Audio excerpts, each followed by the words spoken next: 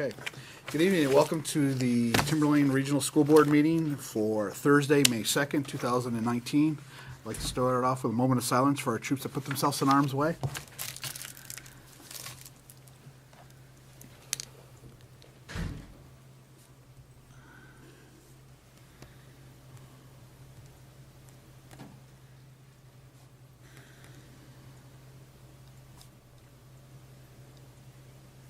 Okay, if we could stand for the Pledge of Allegiance, please. Can I call the roll first? No, it doesn't matter. I pledge allegiance to the flag of the United States of America and to the republic for which it stands, one nation, under God, indivisible, with liberty and justice for all. All right. Ms. Belcher, if you could take the roll call, please. Brian Boyle. Here. Lee Doobie. Kim Farah. Sheila Lowe's. Here. Sarah Mockamer. Here. Sean O'Neill. Here. Kristen Savage. Sue Sherman. Here. Jennifer Silva. Seated at the board table this evening is the Superintendent of Schools, Dr. Earl Metzler. The presence of other district administrators will be reflected in the meeting minutes. Okay, if we could start off with approval of the minutes for the April 18th, 2019 one set.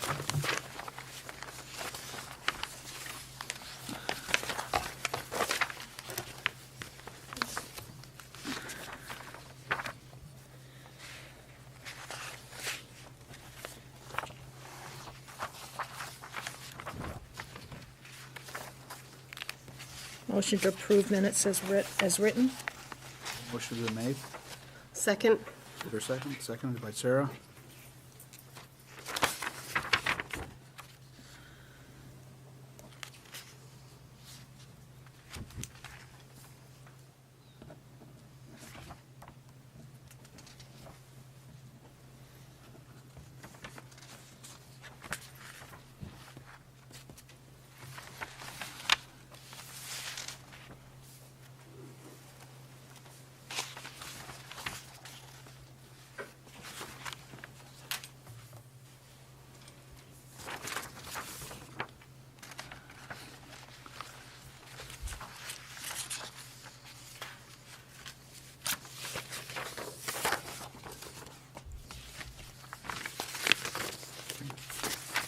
Anybody else have anything?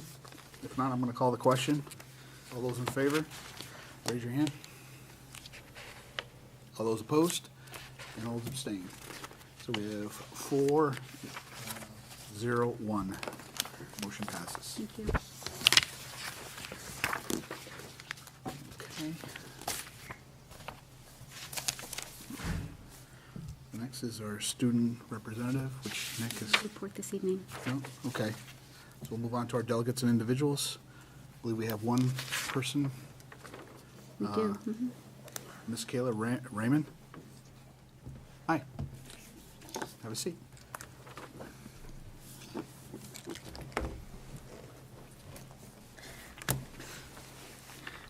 Hi, my name is Kayla Raymond, and I'm a junior at Timberlane High School.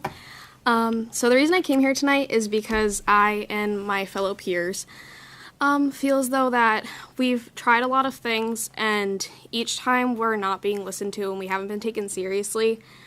I've gone multiple times to the administration office, and I have been turned down, brushed off, I haven't been met with. I've taken multiple business classes throughout my high school career, not because of the subject, but because of the way I was taught. So after finding out that the person that made me so engaged and interested in important life skills isn't being invited back next year, I'm really heartbroken and I'm frustrated. 423 people have signed a petition and expressed their gratitude for this person. I feel as though this is an acceptable time to discuss this. I remember the class that I found out. I've never seen so many people so upset over one person, and tears were shed, and we all are just kind of in a state of wondering why. This decision directly affects not just this teacher in question, but also every other student that this teacher has reached and that has the potential to reach. And so now I'm sitting here and I'm asking myself, if this directly affects me and it's affecting all of my other peers in school, why are our thoughts not be listened to, and why are our opinions not being considered? I feel as though everybody, no matter what, deserves a certain level of respect. While this is not the case in this situation, and this became evident to me because administration pulled this person out of teaching a class to deliver this news. It was apparently decided that this was the most appropriate time to do this, even with the teacher's planning period less than an hour later. This person is not only a teacher, but also a mentor, role model, and most importantly, much more than a number that you guys see on a budget report. It destroys me knowing that people younger than me will not have the ability to experience these classes and these experiences that I've had in this classroom setting. This teacher has changed me intellectually and personally, and I want action, and I want this person to get the respect and appreciation that they deserve and that I feel as though is right. I know that if this school board was able to find the money to keep as many teachers as we did last year, that we're able to find the money to keep this one teacher that has the impact of just as many teachers as we had last year. Thank you. Thank you.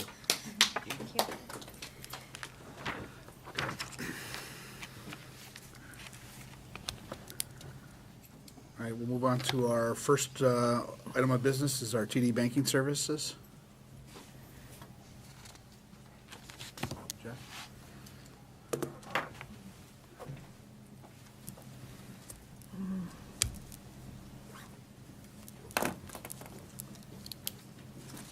Thank you, Mr. Chairman, thank you. I have a special request, and I hope we can accommodate. I have our banking rep at a conference today. His name is Keith Pike, and he is going to be available on the monitor right behind you. Let's see if I can get him on here.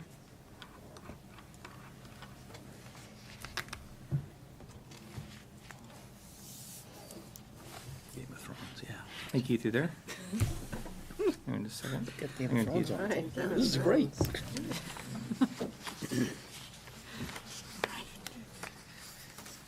Here we are.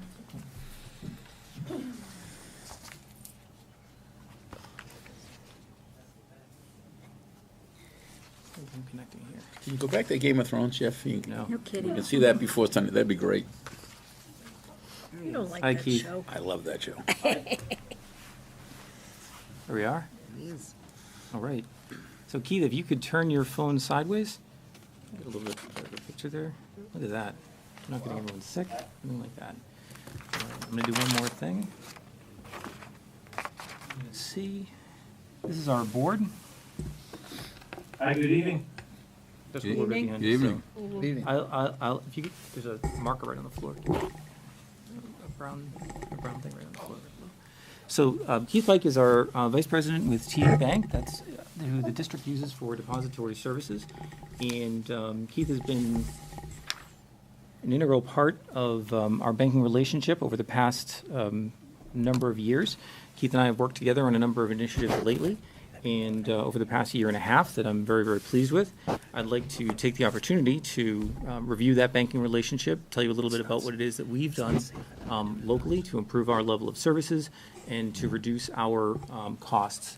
One of my primary objectives is to maximize the resources of the district, and in doing so, we've been able to take a very holistic look at our account relationship, and we've been able to add some security features and make our banking relationship more secure and actually reduce some of those costs.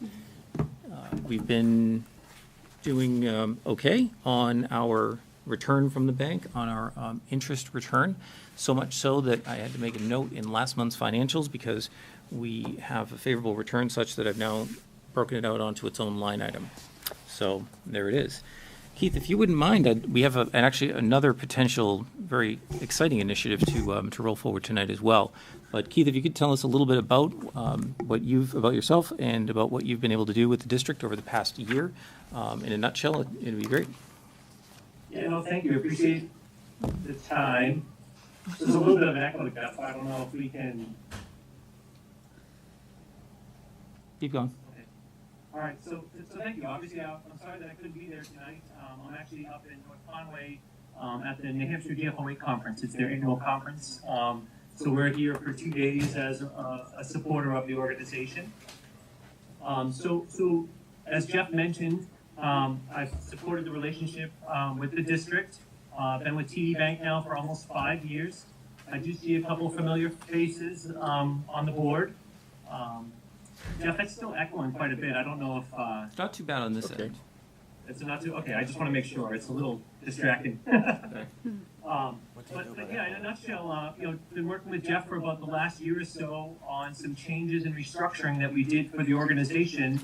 And it really has improved, I think, the overall functionality of what they've been able to do at the SAU.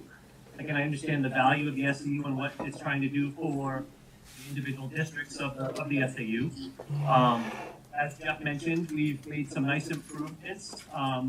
As far as the online platform, we've added remote deposit so that the SAU can deposit items right from the SAU office versus having to go to the bank. The big thing that I'm excited about and am proud of is the fraud prevention services. Unfortunately, there's a lot of check fraud in this space right now. Public sector entities are a huge target. You guys print a nice pretty report every year telling everybody what you have and when you have it. So that's why I think it's very important that we utilize both the check fraud and the ACH fraud services that we provide. There are two things that I'd like to talk about that I think are still kind of on our hit list, Jeff and I's hit list of things that we want to accomplish. One is to improve the ACH process for the direct deposit for the SAU. Currently, we're utilizing what they call direct transmission. It's kind of an older process, but the file that's being uploaded now basically is kind of a mixed file that includes your tax payments. So in order to bring it online and utilize our online platform, we have to separate those files. So I did some calculations to show you it's about another $135 in interest a month improvement by eliminating the way we're doing it now and utilizing our online tool. So Jeff and I have been working on that initiative. Obviously, it involves your software vendor, Tyler, and then also the bank as far as making sure that we can utilize the file through eTreasury. And then the other initiative that I'm really excited for is the bank has a partnership with Bottomline Technologies out of Fort Smith. We have what they call an integrated payables program.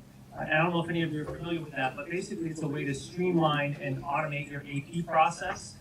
And so our partnership with Bottomline is we're one of the few banks that have a true end-to-end solution where basically it will integrate your AP with your software vendor and basically provide some cost savings and then some additional revenue share. So Jeff provided me a copy of your AP file, and then what I've done is I've sent it on to the technical folks to have a vendor match completed with Bottomline's network. But I have a similar entity that we've worked with that's kind of gone through this process that has a similar size file. And so my estimates roughly is you'll see probably between 20 and 25,000 in some revenue share or interest revenue share. And then also cost savings of roughly about $7,000 to $10,000. And what that savings entails is less checks cut, less envelope stamps, less process when it comes to that piece. So those are really the two initiatives where I think that we can take it to another level for the SAU and the districts. Thank you, Keith. I'll turn it over to the board here in just a second. I did want to point out, though, that we have implemented some security procedures, fraud control procedures and security procedures. We've cut down on some of the services that we're able to use. We've consolidated services where necessary. If the discussion should get specific to any of those areas or certain other areas, I've talked to the board chair already. I would prefer to discuss those matters in non-public for security reasons. So I know we have a lot of people in the room tonight, but I wanted to put that out there. So, Thank you. so Sean, if you wanted to speak, I'm going to make sure Keith can hear you. Yeah, Keith? Yes, thanks, Sean. Hi, how you doing? So, one of the things that,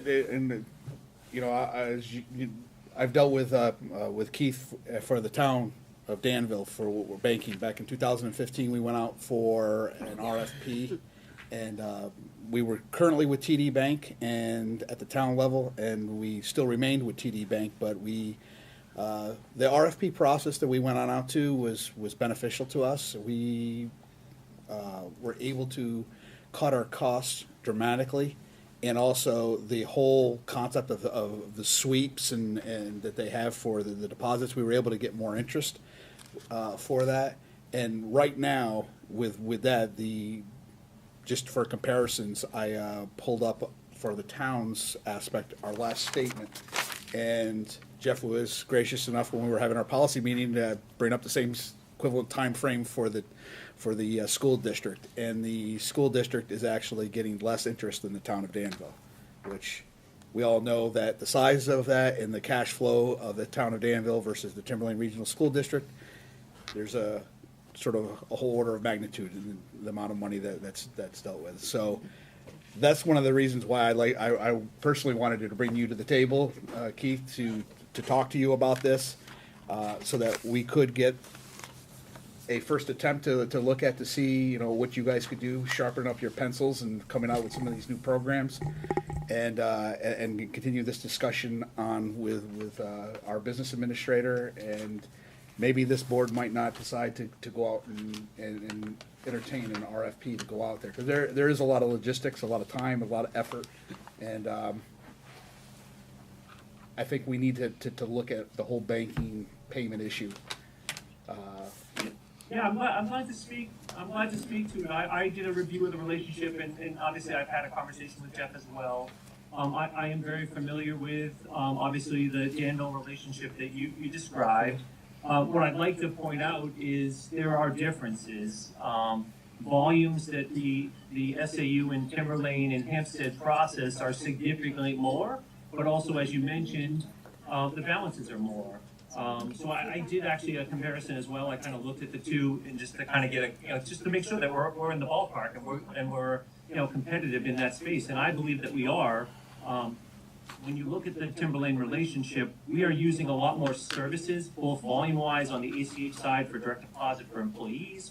We're using more volume in regards to the number of items that you basically process. I mean, you process almost over 3,300 checks for payment. So when you look at the size of Danville versus the size of Timberlane, there's a distinct size difference as far as volumes and activity.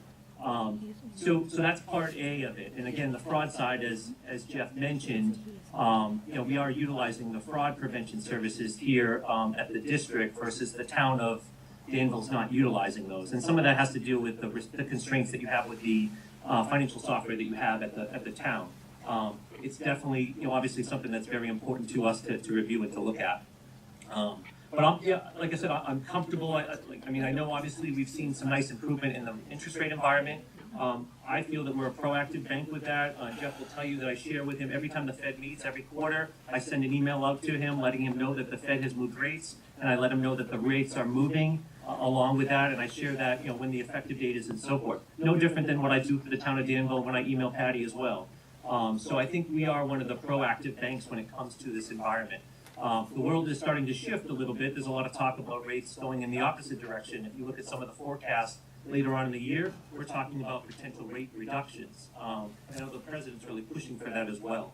But yeah, I'm definitely glad to sit down and look closer at it. I do know we did that kind of exercise in June, July when because there were a lot of duplication between the SAU and between the different two different school districts. And so we spent a lot of time kind of cleaning that up and kind of getting that fixed. And that's, as Jeff mentioned, we've seen a nice lift in interest for the districts. And I know that Jeff has started obviously to allocate that properly. So Keith has been very proactive, very cooperative, and very forward-thinking in our relationship. And I have no doubt, he's a very good banker. I have no doubt that if this board was looking for some review or adjustments of that relationship, that we'll be able to get that looked at. Keith, again, has been very, very proactive. I will tie out with him and be able to report back to the board if that's okay, unless you had any other questions or. Jen? Just a point of clarification. Earlier, the figure was on interest savings by utilizing technology. Was that $135? A month. A month, Yeah. okay, Yeah, thank you. that's to get rid, so we're kind of doing, we have an online platform that you can bring in your payroll file, and then you also have kind of a portal that gets pushed by technology to the bank. And so it's kind of an older process, and so that's the one, with Jeff's predecessor, we talked about it, and then obviously with Jeff, we talked about it. But the challenge really has been is that the file that you're sending is not a without getting into too much detail, is not a normal file per se with Nacha. And so that's why we need to make a little enhancement, a little bit change to the file, which is feasible. The software company can do it. But by doing that, we're now using the online platform, and then it basically enables us to get rid of that platform that's currently being used, if that makes sense. And so that $135 turns into about $1,620 per year annually. And that aspect, that one change, we've done a lot of changes like that. And so when you add that up cumulatively, it really does have a nice impact. Sean? If it pleases the board, perhaps an executive summary of kind of where we were, where we are, and where we'd like to be. Yeah. Right, if there are some adjustments moving forward, right? So, when I say where we were, let's talk about where we were last May or June before these new adjustments were made. So we're thinking 3 columns, kind of where we were, where we are, and maybe there's some adjustments that we could be in even a better position moving forward. Fair enough? Because I don't think everybody, self-included, knows exactly where we were as far as rates and all that, and now kind of where we are. And then if there are some things we can do to enhance this relationship, that'd be great. That make sense? I would So agree with could that. you pull that together with Keith? Yeah. Yeah, for- absolutely. We can work on something like that. Absolutely. That's easy. I have the trends and history of before Jeff's time when, when I worked with the prior business administrator, and absolutely, I can definitely put something together. Great. with him. So, very good. Okay. Brian? I just have one, either Jen on the screen or Jeff can answer it. So is Timberlane already doing some version of a sweep account to take advantage of that We are, short-term interest type thing? no, we are not. And did you hear that question? Are we taking advantage of like a sweep like a sweep? Yeah, I can answer that question. So a sweep product was really used many, many years ago. Back in 2008, when the Fed brought rates down to 0, most entities got rid of a sweep product. And so our product is called the Advantage. Without getting into too much specific details about the product, it's designed similar to a sweep product. Basically, what happens is we take into effect all of your balances that you have with the bank, and then what we do is we apply an earnings credit rate, and we use that rate to offset services, and then all the excess balances are paid in interest rate. So, and that's, again, you have excess balances, so you're seeing an interest payment every single month. So where a sweep would take your excess balances and move them out into some form of investment, and if you look at the repos and stuff, that stuff hasn't really come back when you look at rates. So that's why the bank product has been a better product. A lot of times people use the repo as a form of collateral, which you don't need to do that with us because we're providing you full collateral above and beyond the FDIC with what they call the Federal Home Loan Bank letter of credit. That's all backed full faith credit of the Federal Home Loan Bank. So you receive a monthly statement every month that shows your collateral and it meets all the state statutes and everything that your auditors need. Keith, under the old So that's a concern. under the old sweep methodology, we used to do that years ago too, Brian, in industry. It was very common. It was productive, right, from a cash perspective. But I'm not sure, because we are fully collateralized right now, I'm not sure if the same collateralization would apply to that sort of investment, if you will. Yeah, it Back in was. 2008, there was a lot of debate when you were seeing all the bank failures and everything that was going on with the low rate environments. There was a lot of debate on the piece of the sweep and whether, because a sweep, if you think about it, you're buying an investment overnight, and the question came into play is whether you really took ownership or security of that security. You took ownership of it, and so there was a lot of debate around that. Again, it's just the cost of a sweep. It's not cost effective, so that's why with the return that you get, so that's why our product makes more sense because you're getting more return for it without having to deal with. And a lot of people don't like the sweep because of the reconciliation piece, because you have entries coming in and out of the bank account every single day. So yeah, it's just not. And we have industry wide, we have not seen that come back into full. I mean, none of the competitors are offering it. It's just not something we're seeing. Okay, thank you. Anybody else have anything else? Okay, we'll look forward to your updated presentations with working with Jeff. Okay, thank you. Keith, thank you very much. Have a good night. Keith, thank you, Keith. You're welcome. Thank you so much. Take care. Bye now. Have a good night. Bye. All right. Thanks, Jeff. Thank you. All right, we'll move on to our next one is transportation update.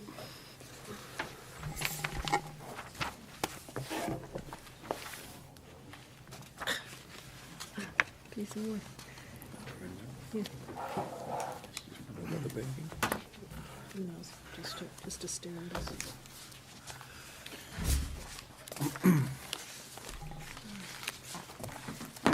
Hi, good evening. Dave Fairweather, first student.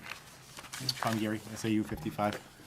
Huge thanks to Dean, who's clearly earned his money tonight and all these presentations. We're going to, so I'll host for first student this evening. We are going to have Colton Graham from our First Planning Solutions team. He'll be jumping on here shortly. Okay. And he'll run through the analysis that we conducted on the existing bus routes and, the search for any opportunities to shorten ride times. So hopefully we can get Colton on here in a moment.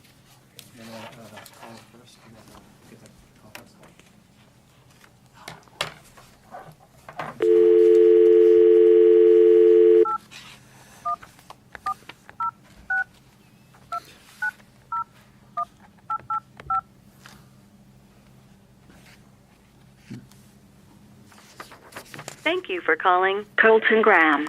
Please hold while I try to connect you.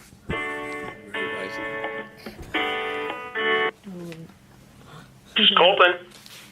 Colton, this is Timberlane School District Board meeting. Yeah, are we ready now? Yes, is the conference ready?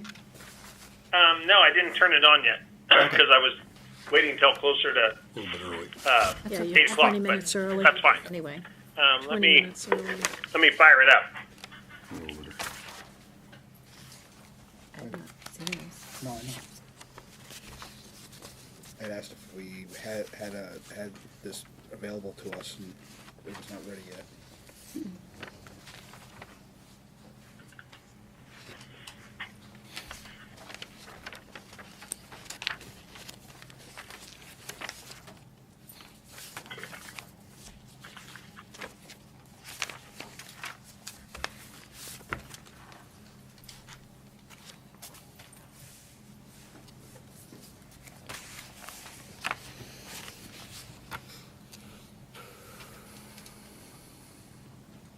While we're waiting, can I ask you a question? Sure.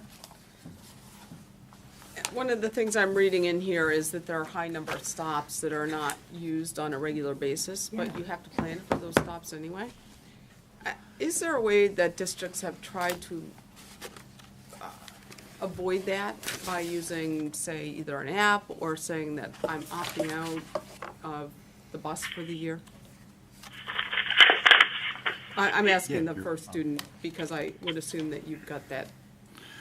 You may have seen that in other districts, Yeah, to so- try to save some of these run times. Yeah, so the question is just the high number of stops and what A high number have of other stops that districts are done? not even being used, because you're just maybe stopping there, but the student's not getting on the bus. Yeah, so that's a consolidation piece, so that's a stop consolidation piece, which I think that, I think Colton will talk to that a little bit in his presentation here.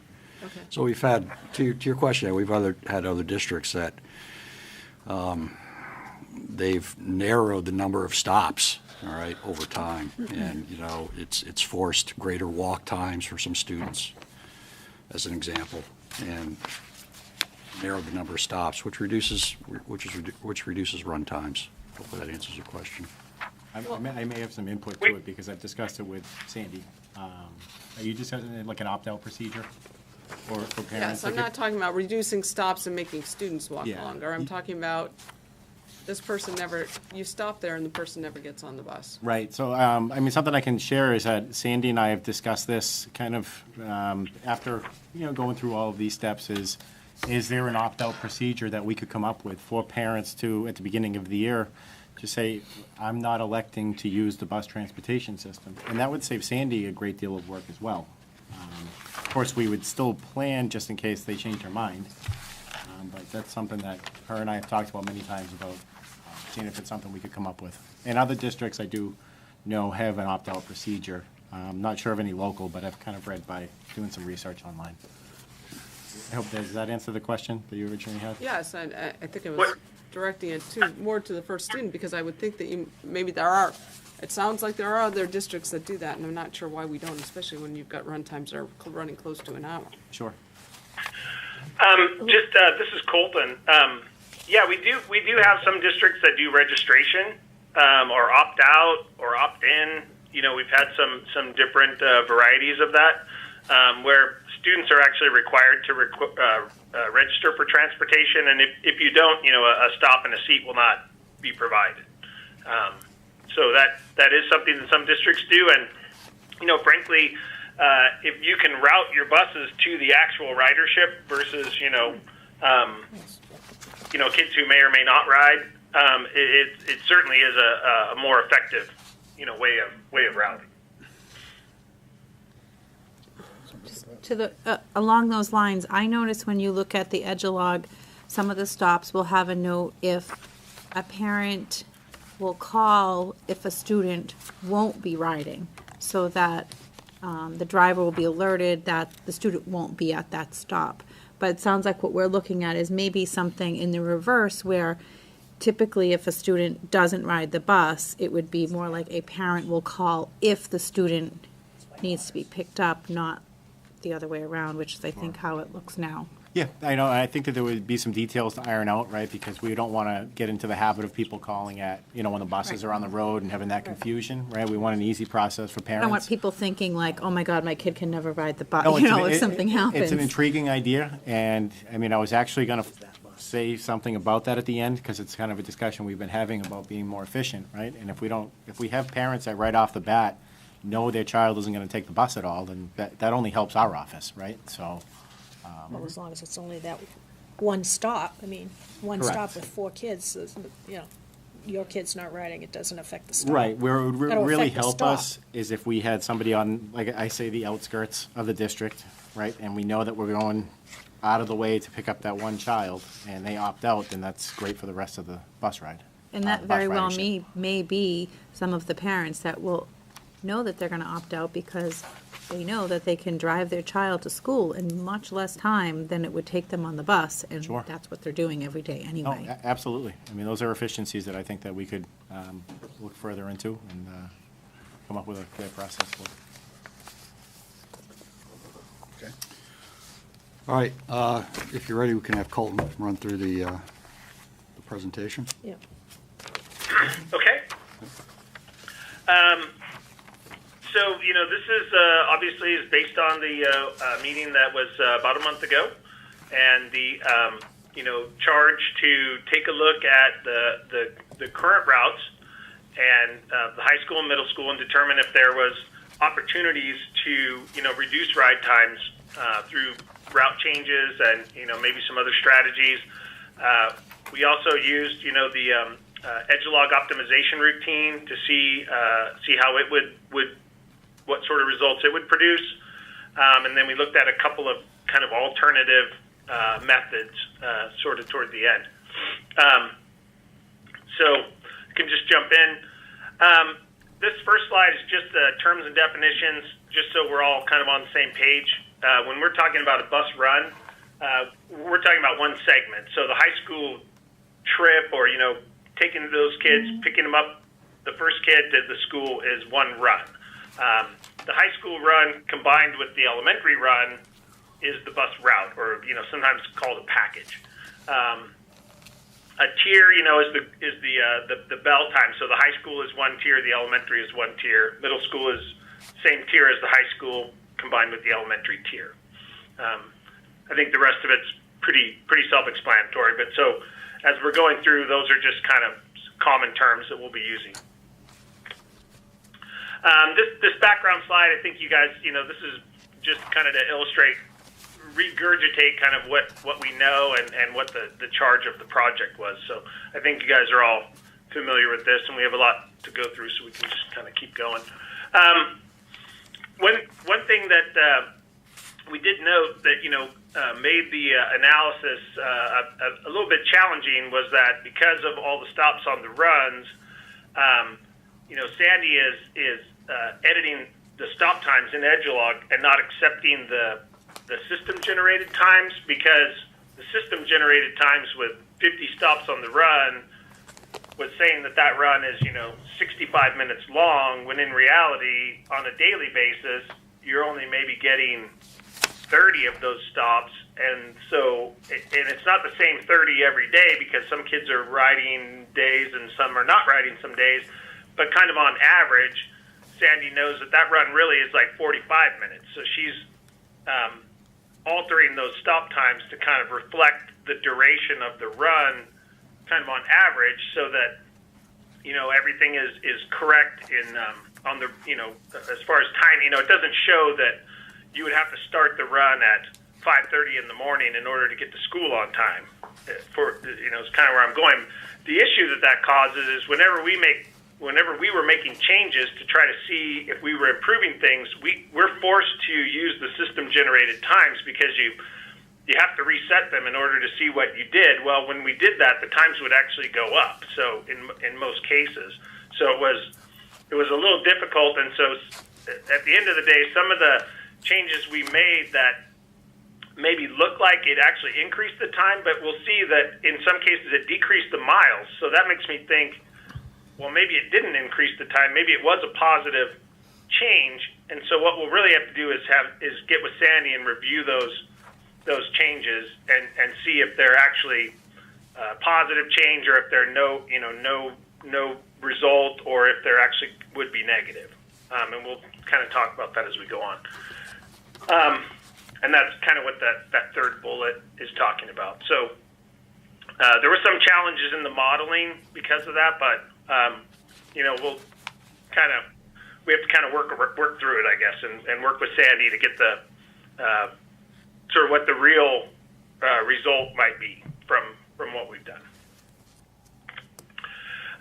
So what we did is we used two methods to improve the run times. One, we looked at the runs and we used Edgelog tools, so the ability to drag and drop stops from one route to another and recalculate the times and see what we were doing and move things around, and using our experience and the methods that first student has developed over time to kind of work on these. And then the second method we used was the Edgelog run optimization, which is where you essentially load up the current runs for a school and then you let the system rework them from scratch and come up with its own solution to see how that would work. And using our method, or the kind of, I won't call it the manual method, but the router method, the expertise method, we found some ability to improve the middle school runs, particularly down in the southeast of or the east side of the school, and but really very little opportunity to improve the high school. Now, we found some stuff on the east and west sides of the school that they look like better runs. They're a little more zoned, and some things they indicate from Edgelog that it's an increase in time, and in some cases, though, a decrease in miles. So this is where we have to have Sandy look at these and say, was this actually a positive change, or is this something that we would, it really wouldn't provide a lot of benefit? So we'll have to go through those. The Edgelog run optimization really didn't produce good results. And a lot of that is because the number of stops and the geographic configuration, it's trying to balance the parameters that you provide. So you might say, we don't want anything over 45 or 50 minutes. We don't want more than 60 kids on a bus or something. Well, it's trying to make all the buses kind of fit that profile, and it ended up creating a lot of crossing and buses that were operating in areas that they should have been more compact and some things. It just didn't work very well in this instance. So we did the exercise, but it really didn't produce any sort of results that we could use.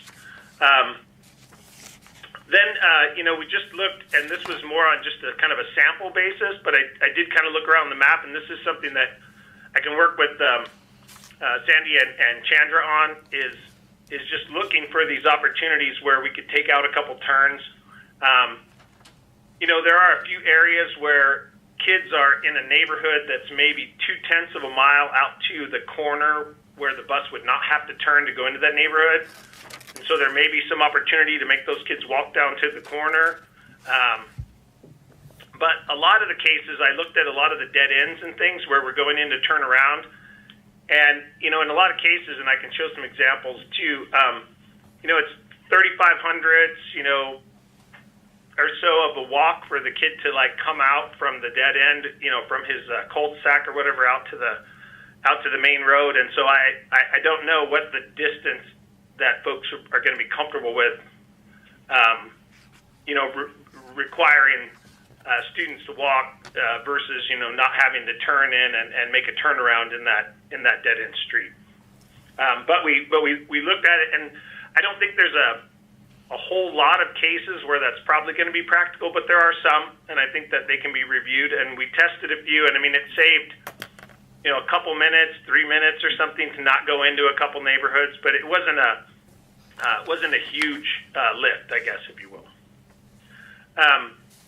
One thing that we did look at, we were working with Sandy, and she indicated that she was looking at some ideas around taking the farthest high school students off their routes and riding them with the middle school students whose route already went into the same neighborhoods but had a much shorter ride or a shorter ride, and what that would look like. And I think that's a pretty good idea, and can be explored further. I think there's some opportunity to take some of those very farthest kids and change the way they ride and cut down their times.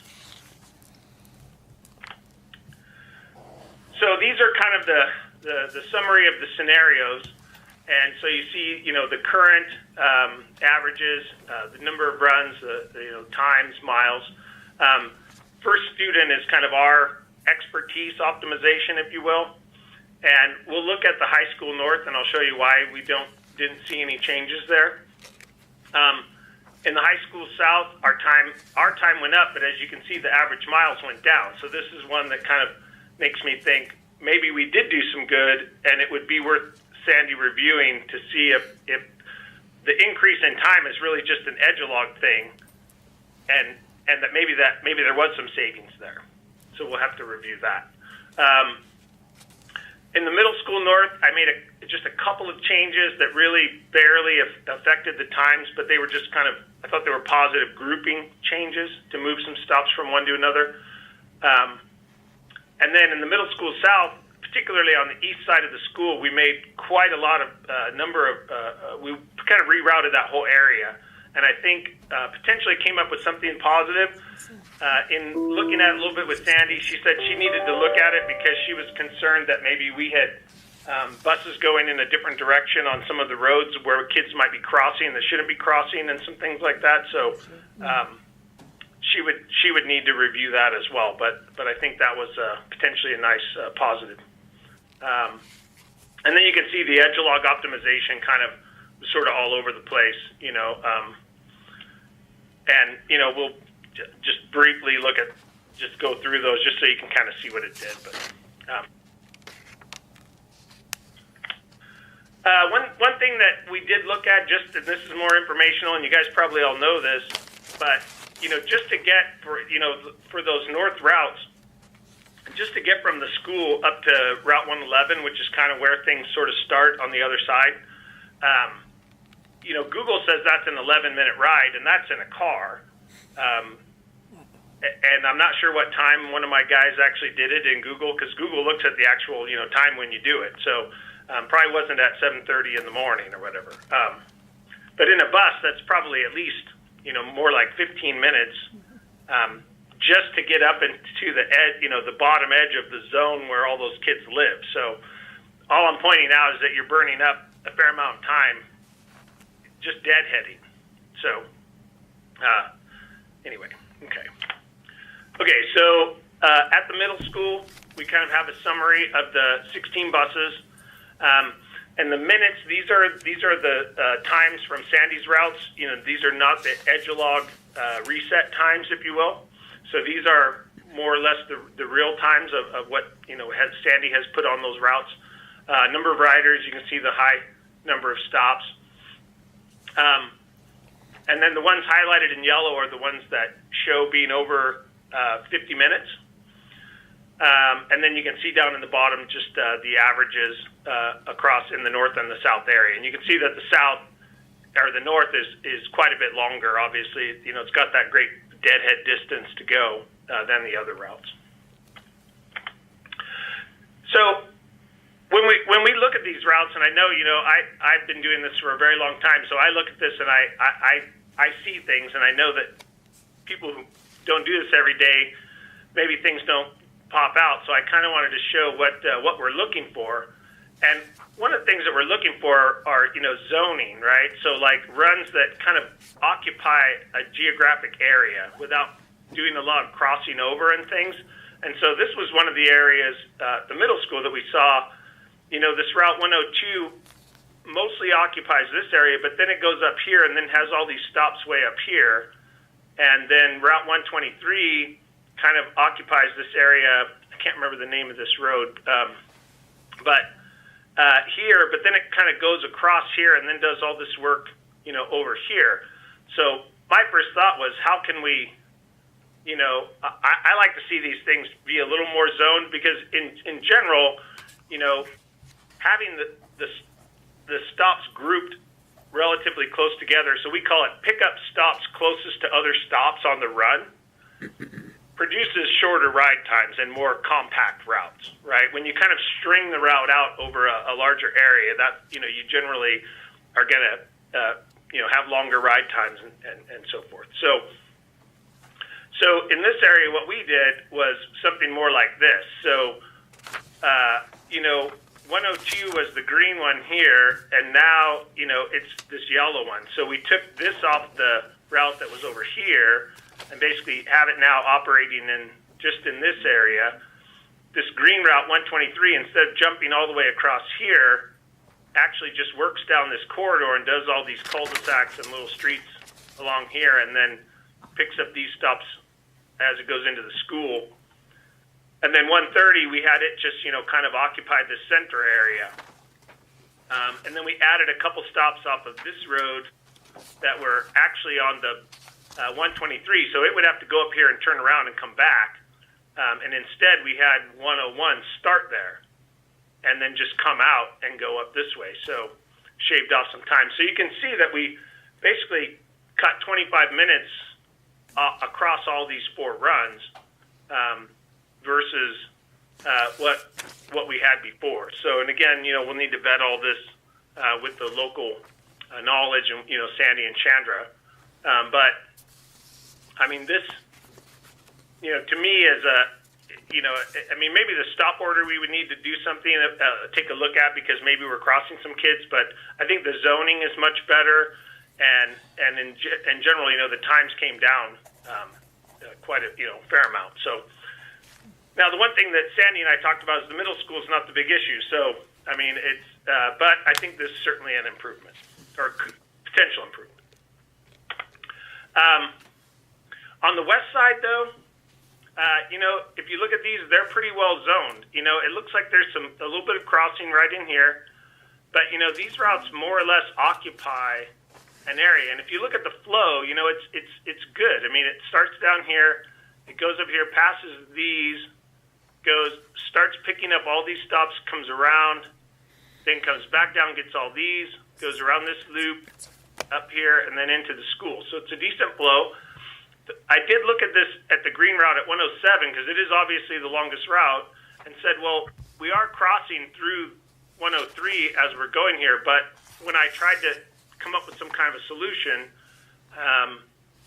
it just didn't make any sense, because nobody else is turning to go down this road. I mean, they're crossing it, and then they're coming back, but they're not going this way. And also then this stop over here is below where this one makes its turn, so it would be an extra turn and a turnaround for him to get that. So 107, even though it's long, it has to drive this way to get to the school anyway. So it actually does make sense for it to do that. The one change I did make was I took this stop and I kind of changed the order of some of the things and took this one off and put it onto 126, because I didn't see why 112 would get that stop over there. So kind of ended up with something more like this. You know, I moved that stop. I let Edgelog do a resequence on the runs just to see if it, improved things much. And it changed the order a little bit, but it didn't, do a lot to the to the times. But anyway, I think in general, except for this one change, these stop groupings, they make sense. And this the length of this route is just a function of how far out it has to go. And having to cover all the area. So then up in the north of the school, again, these are pretty well zoned if you look at them. I mean, they do some crossing over, but, this is a road here, this is another road, so this one's doing this group and then coming down and getting some of these. This, the blue one, which is 121, it basically does this circle. The green kind of does this. So, I mean, they're pretty well zoned. Where it gets a little messy is when they start coming down Main Street, kind of on both sides, these areas right in here and right in here. But we had a meeting with Sandy and asked her about that because I would have started cleaning this up and making one bus, like, get all the stops on Main Street. And that's actually strategic on her part to not do that, because if one bus simply hit every stop on Main Street, no one would get to work. So, because that stop paddle would be out every, couple blocks or whatever. So, she strategically has made different buses make different stops along the major roads coming down, so that they're not all there at the same time, so that no one's throwing out the stop paddle and blocking traffic, stop after stop after stop. So that was certainly good information. And with that, I didn't really recommend, making changes to the stuff along Main Street, even though it looks a little bit like there's, some overlapping. I did look at these kind of two areas right in here with the red circles. I didn't see why 114 needed to come across Main Street and get these stops and then go back. So I moved them to another route. And then 120 was coming down here and turning this corner, making one stop, and then turning around and coming back out when 131 was already going the same way. So I moved that stop. So I just made these couple of changes. So right here and right over here. And really, the rest of it, it is fine. I mean, I really wouldn't do much. I did look at, this, I think this is 121. These stops down here, would it make sense to try to put them on maybe the yellow one or the orange one? And really, if you look at, some of the loads, 51 students, 50 students, and I think there was about 7 or 8 students down here. So, I think it would add time. I mean, we're already at 49 minutes. If we had yellow go around here and then come down and get all those stops, it's just going to boost his time up. 120, the bus that's already doing it is at 50. So, I mean, I would probably prefer they were a little better zoned, but it still makes sense and it works. So, only really recommended those 2 changes in that area.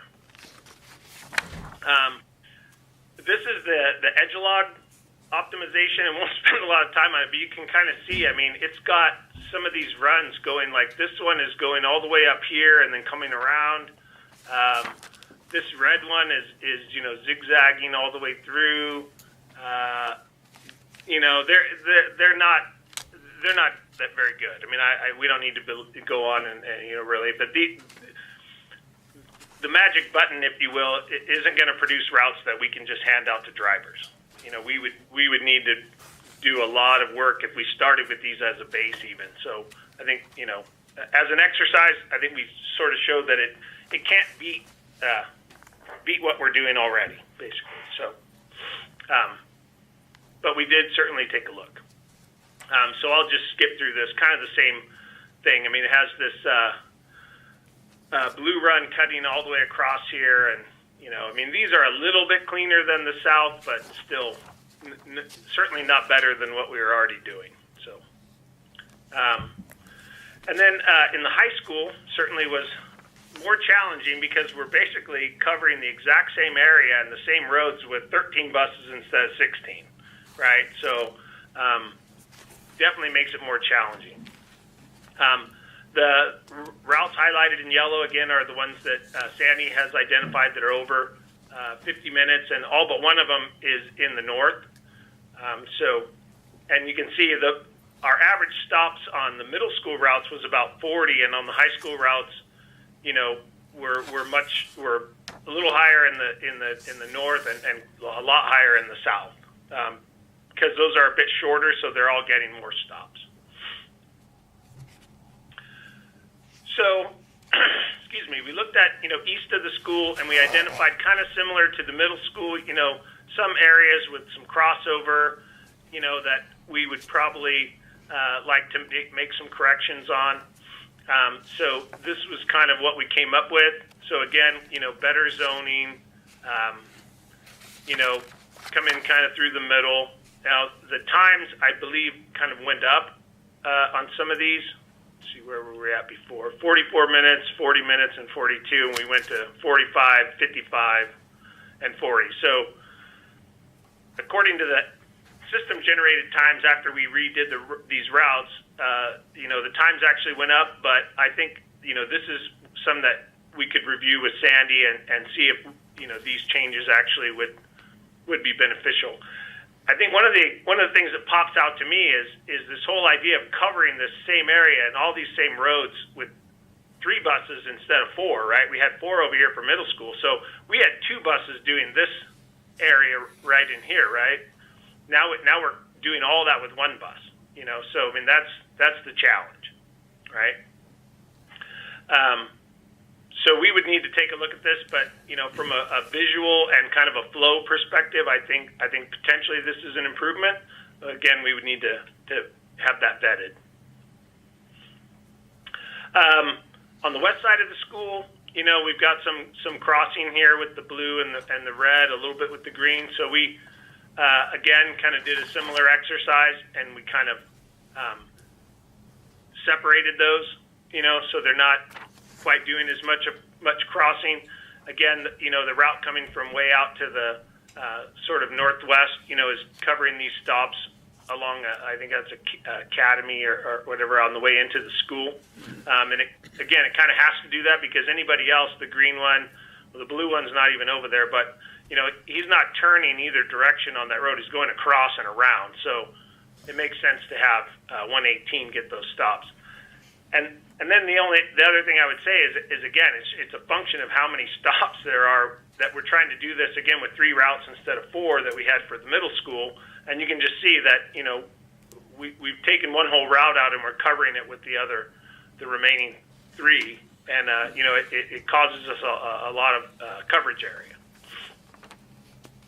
And again, you know, the times I think went up a bit. So we were at, you know, 46, 46, and 53 minutes. And then our solution is, you know, 50, 47, and this blue one ended up being at 62 with, you know, which is probably a little more than we would like. So we would need to, again, vet these with Sandy and see if there's any value to these changes, or if they're really not going to make the solution any better. North of the school, we didn't really make any changes north of the school for the high school. And if you look at these are probably the most well zoned of the whole group. You can see they really don't touch each other much, except down here, you know, in the Main Street area again. You know, so I mean, this 109 has its area, 127 has its area, 108 does this kind of central, you know, and so on and so forth. So, you know, given the same set of stops, I would have built very similar stop groupings. So, I mean, I may have done it slightly differently, but I think that this is completely appropriate based on the constraints that you have and the stops that you're trying to service. And again, you know, it's now in the north, I think we have 7 runs for high school and 8 for middle school. So we're only 1 less in the north than we had for middle school. So So they're a bit more similar to the middle school runs, but there's still a lot of stops. So, and then these are just I talked about this already, but these are just the observations and kind of the reasons we didn't believe that there was a lot of opportunity in that north section. And then again, this is the edgelog optimization, and you can see, it's got a log crossing and things, and it's really a function of the math behind the algorithms. It's going to struggle with all these stops being so close together, and then these kind of circuitous roads, if you will, and trying to use that to come up with using the parameters that are put in, trying to make them all kind of balanced, and it kind of causes this overlapping and so forth. So again, this didn't produce a viable solution, and we can just kind of same thing on here. So then lastly, we said, okay, we found some stuff at the middle school, didn't really find much at the high school, maybe some changes that, Sandy can look at it and decide whether they are positive. But so then we thought, well, what else can we do? And so we looked at, what can we do to just avoid some turns and turnarounds and some things like that, and cut some time off that way. And then the kind of modified high school, middle school ride together, Sandy's idea of taking those kids that are the very farthest out on the high school, and what would it look like if we moved them over to the middle school runs. So I more or less just did some examples of that. We didn't go through the entire system looking at that, but I think it's worth checking out.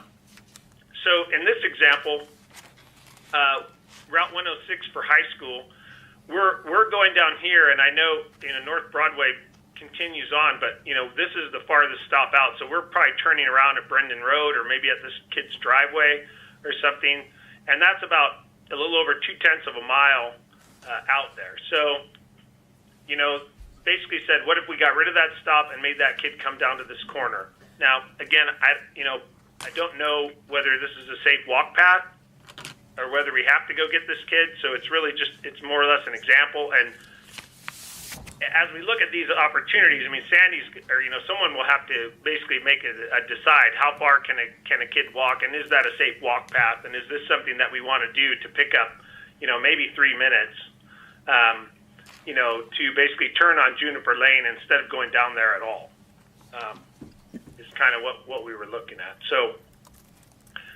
is the benefit worth, essentially changing the service level for that student? And then another example on Route 132 up in the north, we're going around this April Lane, Elizabeth Road, and going out that way. So, we looked at, how far, if that kid lives about right here somewhere, how far is that if he had to walk over to this stop? And it's 0.2 of a mile. And so this one is less if he walked over there. So then the idea was, well, what if we left that stop, put a stop there, and then eliminated those stops? It only saved 2 minutes to not go around that loop, according to edgelog. So, but it's still a couple minutes. And I looked around the map, and I could actually go into the software and kind of show you. There's not a huge number of opportunities like this because we kind of go back to the high school routes. A lot of these areas, they have to go around it anyway, or they have to go in there to turn around and get out again. So, the area that we were looking at on Elizabeth Lane, I think is like right in here. But you can kind of see there's, you're not going to get, these kids to walk out somewhere else. The bus is going to have to go around here anyway. So I think, I think I looked at this area. What if those kids came down to Main Street? But it's, 0.3 of a mile plus. The buses are coming down, so they would be crossing if they came down there anyway.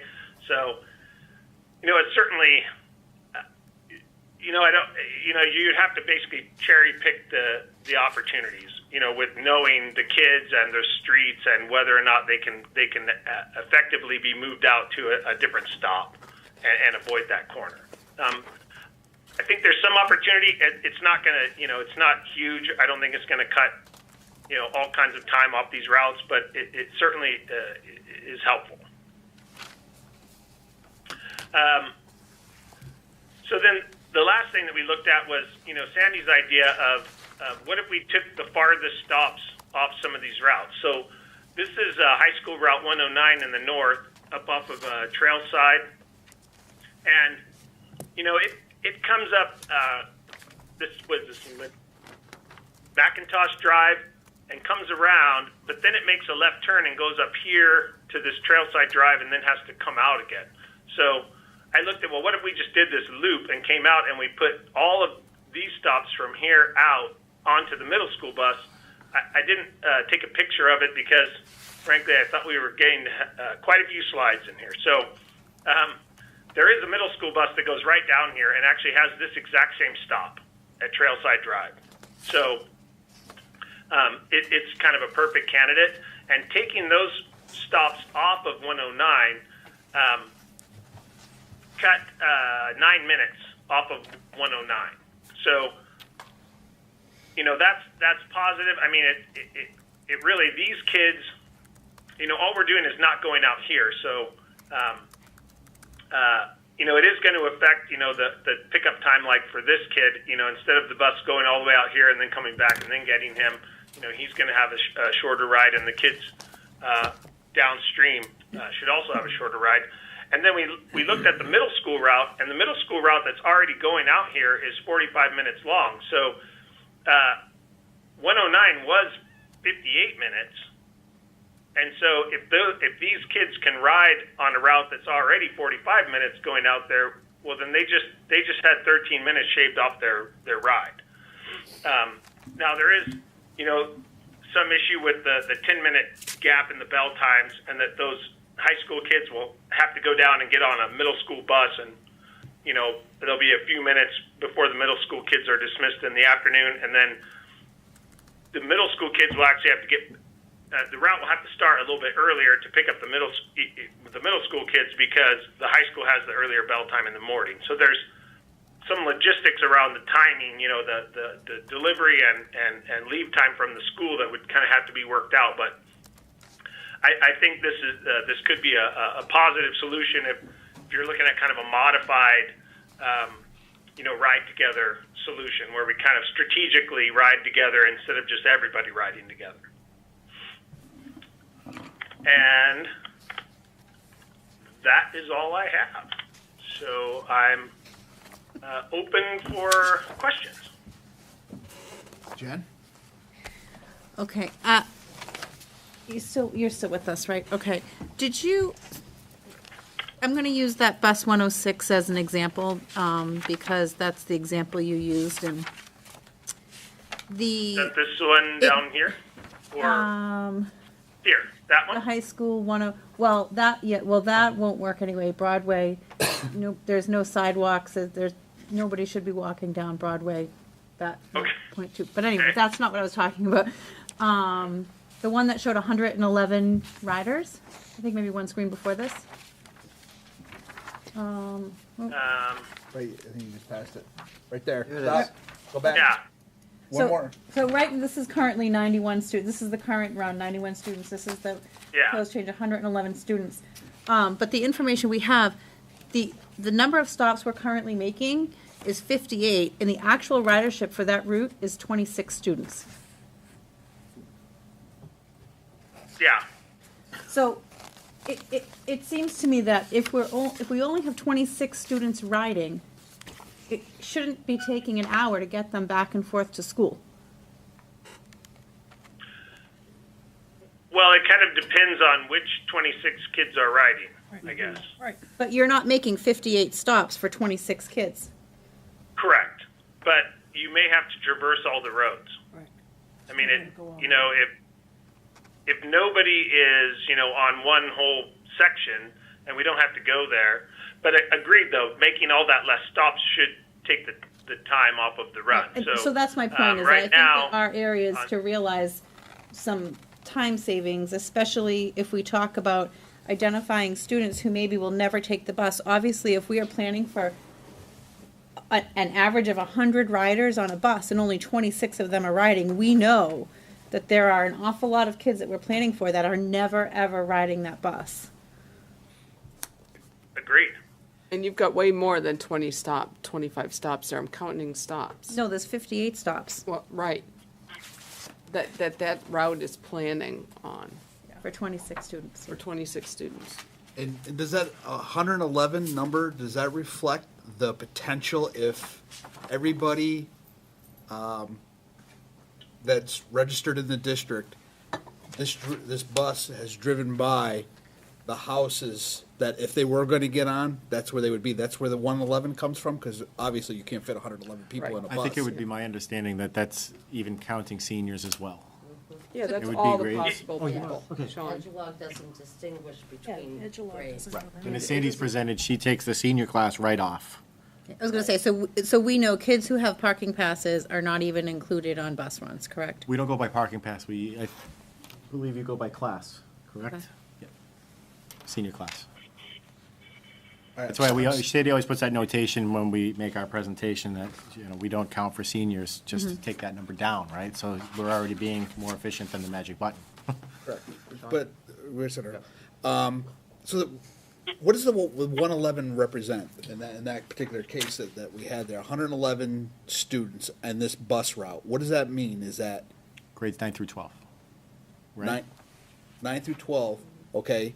So this bus, does that mean that it's actually that bus is driving by? No, if every single student was standing outside that was supposed to be on that bus route, and got on the bus, there would be 111 students on that bus. That's what that means. Which never happens because seniors don't take the bus. And we couldn't fit that many on the bus. And so they know that, The bus is still going to have to go those, I'm looking at those roads. In a So- quick so- glance, I don't think you'd be able to actually cut off any of those roads because there are kids on those No, roads. but that 111 represents the number of registered students in the Timberlane Regional School District that have the opportunity to hop on this bus. Yes. Okay. Yes. That's what I wanted to get clarified. Thank you. So Sean, if I could? Yep. Yeah, so, and that's why that number's different, because Sandy takes the seniors out automatically. And this is where we have, this is a multi-layered problem. See, we don't have enough parking here. We already know next year that there probably won't be any spots for any juniors. The seniors, there's a lot of people driving. So that's like, we had a whole nother junior lot, that would be a different story. And, I think that's where it gets a little more complicated. And I know we looked at parking, right, Brian? We were looking at that, and how can we get more parking? Because we have juniors that want to drive. We're just not going to have any spots for them. That's just the reality, so. I want to put that out there now that juniors will not have spots. Well, it's the truth. No, I know, but I think for planning purposes, for parents and students, that would be helpful to know sooner rather than later. Yeah, there are more seniors driving now. It's. Mhm. Yeah. Anybody else have anything?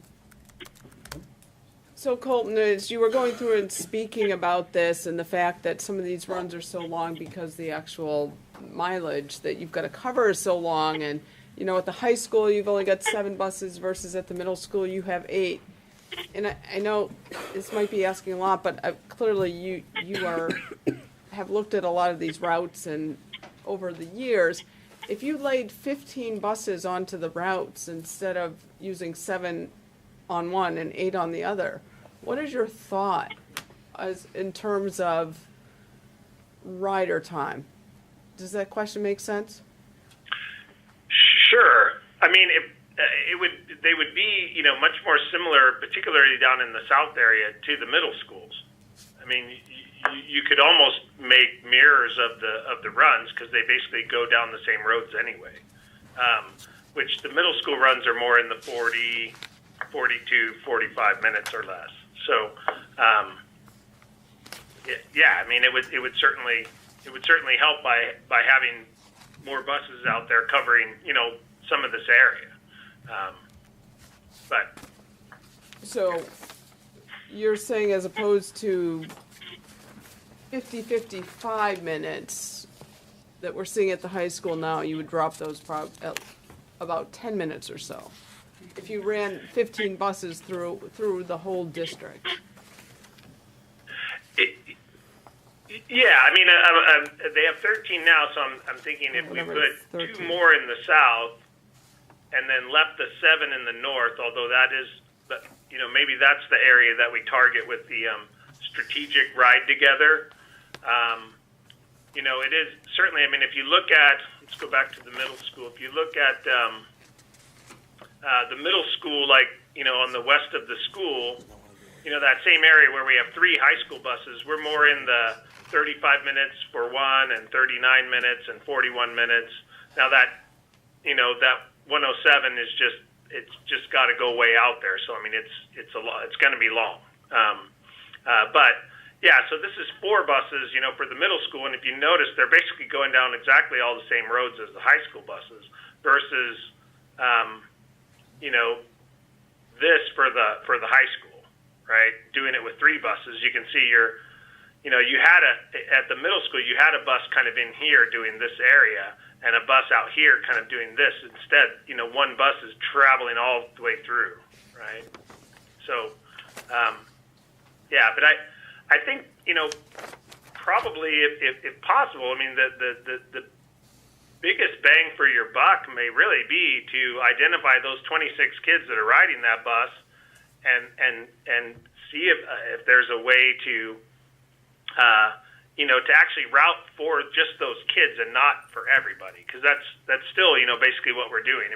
Like you said, there was 26 kids identified on 106, but this is the current route that you're operating, and it's got a nice flow. It goes around here, it comes around, does this loop,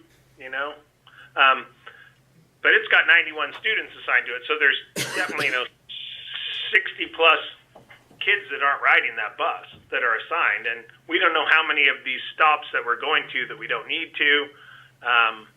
Maybe there's some whole streets. For example, if this kid right here doesn't ride, well, that's significant, right? We're going way out of our way to get that stop. So, or this kid, or these kids. Some of these in here, if one of these kids out of these 3 doesn't ride, it doesn't really matter. I got to go that way anyway, But any of these, places where we're really going out of our way, and then also stopping the bus does take time, although we can assume that the bus driver is not stopping at all these stops if there's no kids there. They're only stopping at the ones they have to. So, that time reduction should already be built in, basically, right? So I asked this question, I think, before you got on. Do many districts have this sort of opt-out, have an opt-out where at the beginning of the year, for instance, my daughter never rides the bus, please opt her out of the bus? Have you seen that and then done your routing off of that? Does that make a difference? Yeah, absolutely. There are some districts that do it. I'll be honest, not a lot, but we have a couple there's one in Rhode Island that started doing a kind of an opt-out. In Corvallis, Oregon, they make all the students register for transportation, and if you don't register, they have an online registration system for transportation, and if you don't register, we don't schedule a route for you or make a stop. Is that a fee-based system? If you use it, you pay, or is it just they just want you registering? Yeah, they're just registering. It's more or less saying, we're only going to route our buses for the population that wants to use the service, and so if you don't register, right, we're assuming you don't want to use the service. Yeah. It's a debate because we've done this in a few places, and the issue comes back to driving behavior with the parents and stuff, because what happens in some instances is you set a registration window in, say, in July or something, and at the end of the registration period, only half the families have even responded. And so that's not everyone that wants to ride or whatever, and that a bunch of people are going to come out of the woodwork at the last minute and say, hey, I forgot, or I didn't see the notice or whatever, but I still want to ride the bus. And then now you're, rejiggering the routes and stuff to fit these kids in. So it kind of comes down to, how do you want to manage the program? Do you really say, if you don't register by this date, no bus will be provided for you until the second week of school or something like that? And, and that just gets, it kind of depends on the district, how much upheaval that those kind of measures might cause, and so forth.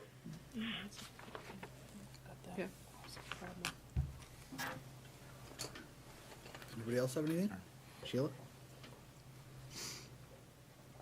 I'm still confused on the information given to Colton was every single rider that could possibly be on the buses, correct? I believe so. What we did is opened up our EduLog students who were database. already assigned to the stops. So these are the same student assignment numbers that were in EduLog when we started. So these are the students that were already all assigned.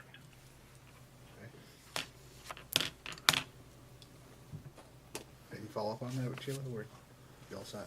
I'm really trying to, I think I know what you're, I because I'm don't, going back to the actual ridership to the stops. because what we were, the information we were originally given was based on what we are currently running. Right. And I think the question that I'm kind of seeing running through your head is, what would this presentation that we got tonight look different if it took into consideration what we had? It almost feels like apples and oranges a little bit. Yeah. I think he did address that they couldn't, the optimization piece took the EduLog data that they couldn't do that. I thought he said that early on, I might be wrong, like they were going. Well, are you guys referring to like the ridership counts that you had per run? No, we were given a few months ago, our actual current bus numbers, the planned ridership versus the actual ridership, and how long the routes were. But the length of the routes were only based on the actual ridership that we have. It looks like the lengths of the routes that you're providing us tonight are based on everybody taking the bus that would be eligible to take the bus. I can offer No. insight if you'd like to that. All the ones that say they're the current bus runs. These are the times where Sandy has already kind of modified the time to reflect the duration, understanding that not all the stops are being made. The times have been adjusted, not the ridership. Not the ridership, exactly. That's what he said earlier in the beginning of it. Times. She adjusted the times, but the number where it says 111, they know there's not 111 riders, that's just saying that. But the times are accurate to the actual ridership. Okay. Okay. That's what I heard earlier, that's what I Yeah, thought. and I wanted to share, like on our table that we share, when we do the plan versus actual ridership, the actual ridership is a manual process where we're actually counting on a certain day the amount of kids. Yep. We're not actually tracking that to the stop they're on, so we wouldn't be able to pull that out of the database. Yep. That makes sense. Could we ask parents during our annual registration process, I mean, how quickly do parents turn around that form that we get every year? I forget what it's called. It's not called the annual registration, but what's it called? The info snap? Whatever it is that I get every year that I'm panicking to meet that deadline. I think we've done. I think your parents have been very responsive, but I think Colton makes a good point. There'd be a lot of at the last minute. We get a lot of last minute. It's acceptable use policies Yeah. and opting in, opting out of things. But I think they've been pretty good with registering. I think primarily because they lose some access to some services if they don't register. Meaning, the acceptable use policy and some of those things. It's kind of all tied Yep. together in one Yeah. registration package. We already know, I mean, not trying to be so rigid, saying your kid can never ride the bus, but just to help us in our planning purposes and to help us have a more positive experience for everybody, having this information and knowing whether or not your child plans to ride the bus, and if you need the bus, it's available. I mean, we've got so many stops going. I would find it hard to believe that we wouldn't be able to find a stop to accommodate getting them should they be without a car for a week all of a sudden, or I mean, I don't know, something happens, but Well, I think the answer to your question is yes. We obviously could do that. It's just a matter of setting some hard deadlines and saying if you don't register by, then you won't be eligible to be picked up on the bus. And then us just advertising and making phone calls You and. still have to create routes way back. That's what I was gonna speak to. So we have, I'm thinking I think, logistics two out. iterations of this routing, right? So I know Sandy wants to get going now, right, to start planning for next year, right? So we would almost need that opt-out to begin planning those routes now, if we want to take that into consideration when we're designing the routes. And there's also the fine tuning that Sandy spends most of the year doing, right? And if we got that at the beginning of the school year, I think that could be integrated into the fine tuning piece, but it would be hard, we would have to get that info around this time of year. So we'd ask parents 3 to 4 months in advance to opt out for transportation without knowing even if their junior has a parking spot, right? So that's one of the challenges I see with that. They can assume they're not having a parking spot. We said that 10 minutes ago, right? Yeah. So Yeah. we barely have enough Yeah. spots for So I seniors. could tell you right now, my child will not be riding the bus. I mean, but And yeah, to speak to that, I could have told you 8 months in advance that my daughter was never gonna ride the bus because she wasn't gonna be on the bus for an hour, and we carpooled for years from the northern part of Danville. Okay. So I don't think it's unreasonable to ask them now. It's not unreasonable. Is it K-8, we have a really good idea. I think the high school, I can tell you, there's 26 kids that'll ride that bus. It's not the same 26 kids every day. no, it That I know. depends on sports seasons. Yeah, I don't know what the delta is in terms of variables, but, I mean, you say a critical mass, 80% is probably the same 80%, but there's probably some flexibility there with that other But I'm population. not talking about having to reconfigure entire routes based on who would ride or who wouldn't, but it would help to plan as far as not having to plan for 58 stops if we knew, Sure. only 26 kids are riding. It wouldn't necessarily be a whole reconfiguration of routes based on who's riding or not, but just, Yeah, I think it's important to hear from Sandy, I think, right? Oh, I'm sorry, I didn't see I don't that. even Yeah, know she- why she's back there. Yeah, you should come on, just at least, Well, she Well, had we, a- we were she got turning here this a over to little first late. student, you know? She had- just barge right in, come right into the front. So basically, that's kind of what happens after school starts. The drivers give me their updated routes and tell me, this student has not ridden at this stop for 2 weeks. There's no one there. So I will mark the stop, no rider, not riding. Sometimes the drivers say the student's only on sometimes. So I will put sometimes on that route. So the drivers know to either keep going or slow down and at least look. So they're not stopping at every stop. So that's where the adjustments come in is after the start of school. And we both know. It is helpful if parents tell us, and some parents do call and tell me. But seeing it, and sometimes they go by and then they have to go back. Yes. Pick somebody up. Yes. Because they Because are they're only not there out 1 out of there. 5 days and they just went right by the stop and now they get called and they have to go back. That doesn't help. And that actually happened this morning on a high school stop. I get the call from the high school that the bus didn't come. Well, that student hadn't been riding in one of those outlying areas, and they're supposed to call when they're going to ride. They didn't call, but he was out there. Lo and behold, the bus wasn't there because they didn't know. Thankfully, the middle school bus was there to pick him up. But, yeah, it's pretty well knowledge in those outlying areas in most of the stops, parents tell me.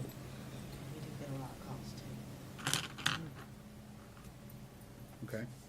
Anybody else? Well, so one of the things that we haven't discussed, so now we are seeing what the optimization looks like of the routes using first student software, right, versus Edgelog? This is what you did. Well, no, I'm sorry. I guess, so are you using Edgelog or do you have another software that you took Edgelog's info and then put it through and manipulated it? Is that what you did? No, we did all the work in Edgelog. You did all the work in Edgelog. Yeah, the difference is that, in the Edgelog optimization, we actually there's an auto routing module inside of Edgelog that you can say, take these 3 buses, I don't want any more than so many kids in so many minutes, and make me new buses out of that. That's what the optimization was. We, in the work we did, like working in this area, we used Edgelog to do it, but we just did it ourselves. Like, we decided to take, these stops off of this route and put them over here. And basically, you can just circle the stops and say, take them off that one and then add them to this one. And it's just not, it's not the system making the decisions for you. You're deciding which stops you want to move. Right.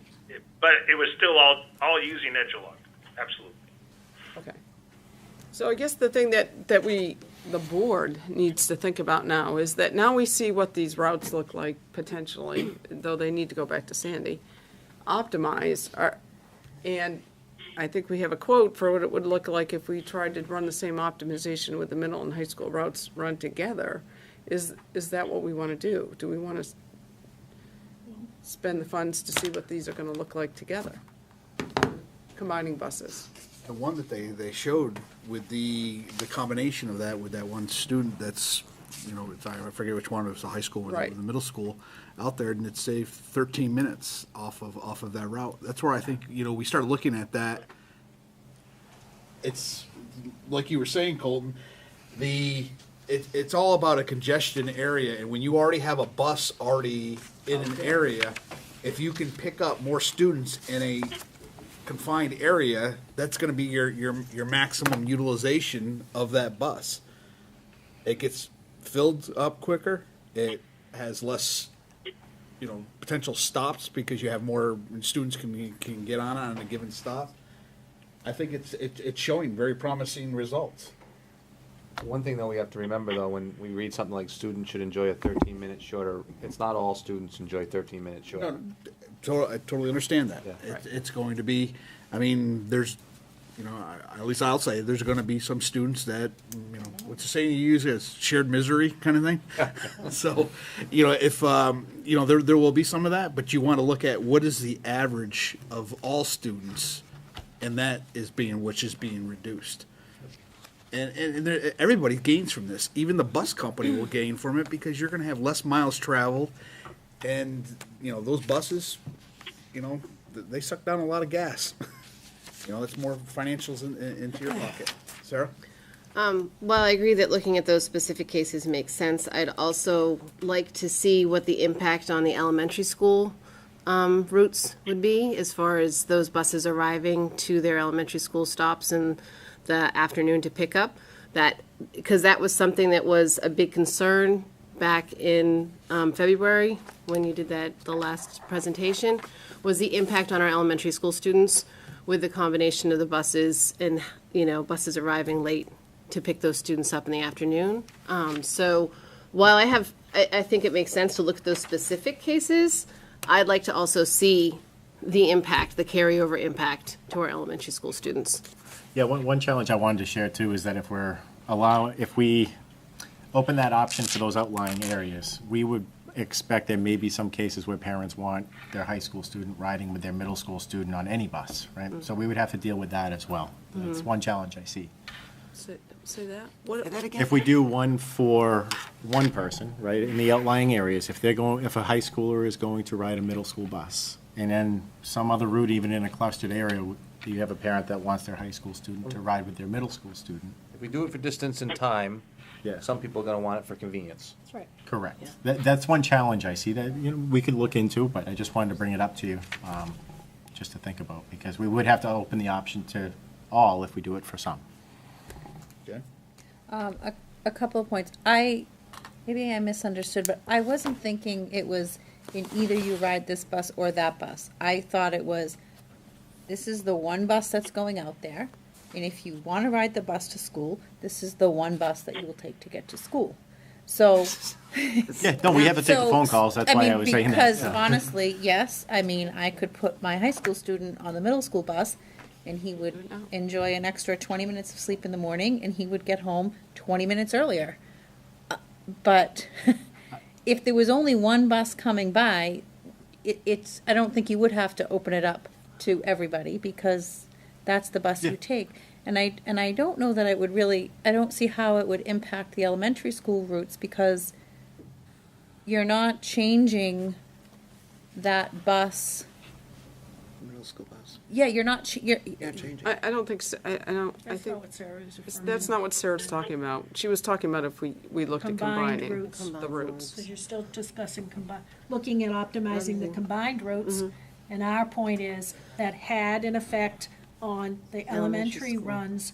So if we at the did end of some, the day. some Excuse me for hybrid, interrupting you. if we did some hybrid model, like we're talking about for some of those outliers further north, and even, I know Atkinson has that one outlier all the way out by Jerry. and having one bus do that, that really wouldn't impact the arrival time at the elementary schools, correct? If you do have combined buses. Right, the change of this outlier bus is not gonna affect Right.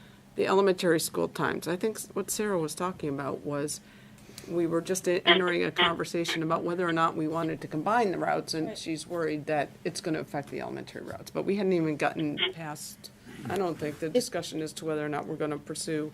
It's gonna be a cost to us if we wanna look at optimizing the software for the combining of the routes to see what it looks like. But you can see you've got significant time savings here. Right. If you do, I don't know. It's, Potential time savings, because Sandy hasn't vetted the routes yet. I It's what he thinks, it's not what Sandy knows. understand, but we also have just looked at one stop for one student, as opposed to taking those buses and laying them over all those routes. Yep. The one thing I would say when you're talking about the impact on the elementaries, I think where that comes from is the idea that if you're combining all the routes, so that all the middle school and high school kids ride together, then none of those buses are departing until after the middle school bell time, and then it's going to take them longer to get out of there.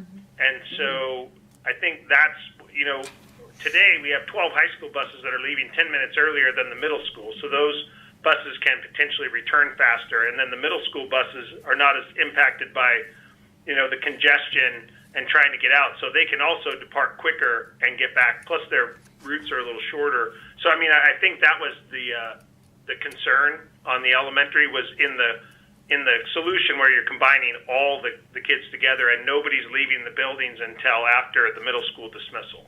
I recognize that, yeah. But I think in a strategic manner like this, where you're just, because this area, when I looked at these stops, I think there's only 7 assigned high school kids out here. So, and so really maybe that's only 1 or 2 or 3, right? So you're really only asking 2 or 3 kids to walk down and get on the middle school bus in the afternoon. It's not 20. One of the issues that we have to keep an eye on too is a lot of these middle school buses, at least in Edgelog, and I know there's a much higher ridership at the middle school generally. They're pretty full, so it's not like they can accept 20 more high school kids or something anyway, right? They can probably only take just a handful each, and some maybe not anybody, unless we can take a stop or 2 off or something. So in the hybrid model, our was basically you'd be assigned to a bus. So we would be not allowing the convenience of, I just want to ride a bus. We would be strategically deciding what buses you were on, and that would be your assigned bus, unless somehow Sandy made some sort of exception, or, whatever, however that works, right? If that makes sense. So I think that's what you were talking about. Yeah, because in my mind, I'm thinking, okay, well, if you want to ride a different bus, then you're going to have to drive to a different stop, because there's not going to be a second bus going all the way out there anymore, right? That's what we're talking about. And those arrangements are typically made through Sandy. We have extenuating circumstances where somebody needs to go to a different stop for whatever reason. That's all worked out through the transportation office and the drivers. Yeah, I think the idea is that the high school students would still go to the same stop.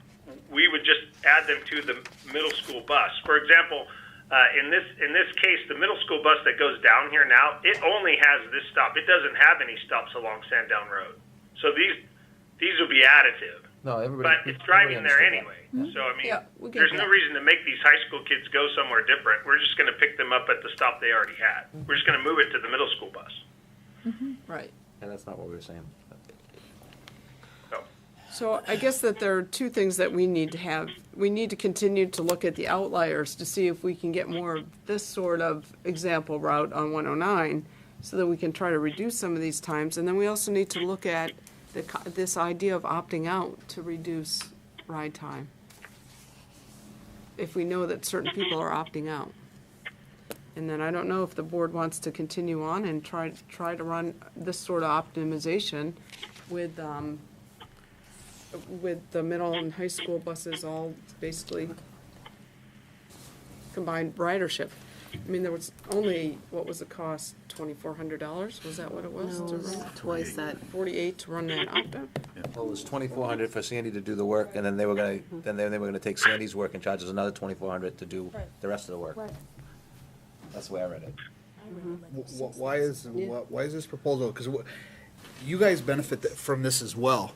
Yeah. So I think we got a $3.7 million contract, and this is like extreme noise. I would ask Colton to, Colton, if you can kind of get into the details of the quote a little bit. I know you have it broken down into 2 steps. Yeah, I mean, when we first we didn't, looked at it or were asked to provide a quote back in December or whatever. The assumption kind of was, in our assumptions was that we would just use all the stops that were existing and it would just be rerouting. But after working with the data, I realized that, you're still going to have 45 stops on every route if you simply use all the existing middle school and high school stops on combined routes, right? I mean, you have 29 buses now and the average is about 45. So, I mean, if you use all the stops, you're still going to have 45. They're just going to be more compact and closer together. So, so what I saw was really it's going to be a first step is going to be eliminating those stops. I mean, and that's something that, we would do, but we would need to work with Sandy to determine which stops can be eliminated and which ones can't. Which ones can be combined and which ones can't. And it really is adding like a whole nother step to the project that we didn't anticipate when we looked at it originally. So to eliminate, so that cost was looking at combining the routes and eliminating all of the duplicate stops along those routes? Well, it's not really duplicates, but the idea would be if there was a middle school stop right next to this stop, are we going to make are we going to get rid of one of them? Are we, we can't. A lot of them are duplicates, though. We're not going to solve the problem if we still have all the same bus stops, because while some of them are the same, a lot of them are different. They're not the same stops between the high school and the middle school. So you're going to ride the kids together, and you're not covering as much roads, but you're still making, now you're still making too many stops, I guess, if you will. So we would really want to cut that number like in half, really. And I mean, and if we're having high school kids and middle school kids together, I mean, if there's, again, my example, if there was a middle school stop right here, why can't the high school kid walk 2 driveways over and jump on with the middle school kid? Why are we stopping twice? Kind of thing. Would be the idea. Do we have an idea what our ratio is for students per stop as an average? I mean, the worst case would be 1-to-1. I mean, everybody's getting picked up at their door. I mean, it's a great service to have, but, everybody pays the price for that, and that's going to be long commutes. So if you can make a stop and, 2, 3, 4, 5 students are getting on at that stop, I do agree you have a longer time at that because the students just have to get on the bus, but it's a lot less than the next 5 stops that you're going to make. So what can we do in that realm? I mean, do we have that idea? So I don't have an answer to the number of students, but I will just tell you that the scenarios that I gave you all for that combination already took into consideration the stops that could be combined. So why would we be paying $2,400? I've already done it. Yeah. Mm-hmm. So that. So you've already done it, so then that takes that $2,400 off. I would just give them what I have, and they can evaluate what they need to do. That if I could get a list of the stops that are going to remain or the stops that we're not going to use, we would eliminate that. If that work has already been done, then we don't need to do that. Okay. So now we're talking $2,400. Is that correct? Yeah, I mean I assumed that was going to be like a significant amount of time to figure that out. So if that's all done and I can be provided a list of here's all the stops that we don't want to use, and we just take them out of the problem, then that's work I don't have to do. So Okay. So what's the next $2,400? Well, the next $2,400 would be then to then use those combined stops, or the stops that Sandy has worked to put together, assuming there's a combination of the routes, then taking those stops and looking at all the 29 buses and running 29 buses around through those stops, right? So that's, or whatever, that's what you would Correct. be doing. Yeah. It'd be So you'd be- yeah, so we'd be looking at, for example, I mean, in this area, this area we have 7 high school buses and 8 middle school buses today. So if we used 15 buses up here, I mean, you can just imagine what that does. I mean, throw another 8 buses on top of this, and now this is one route, and this is one route, and this is one route, and this is a route, and just this top part is a route, kind of thing, right?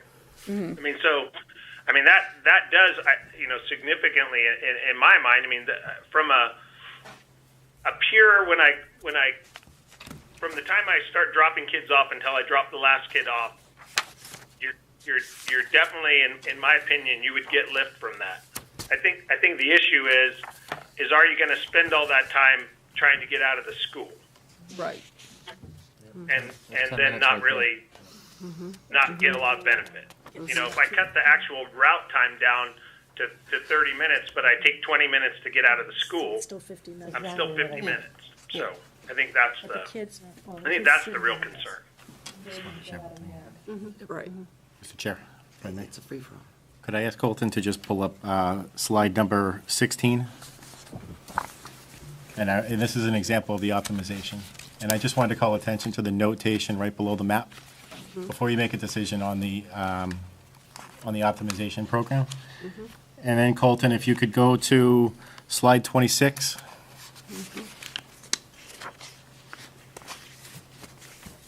And we look at the notation below the map. And if we go to slide 27. And we go to the notation below the map. And I think that's a testament that Sandy's routes are at full optimization, and she did present the same data with the stop combination with the middle school, high school. So I know it's $2,400 and a very large budget, but I do feel that Sandy's work that was presented to you was valid, and this also validates her work versus the optimization program. Though we did see some optimization of some of these routes. Yep. He thinks he did. She hasn't vetted the times yet. He thinks he did. yeah, 'cause she's got to run them by Sandy. And I would ask the board to allow Sandy to look at these possible time savings under these scenarios and begin the work that she would normally begin at this time of year, planning for next school year. Taking those into account, also looking at the outlying stops while we look at an opt-out procedure, because I think it does have merit to look into.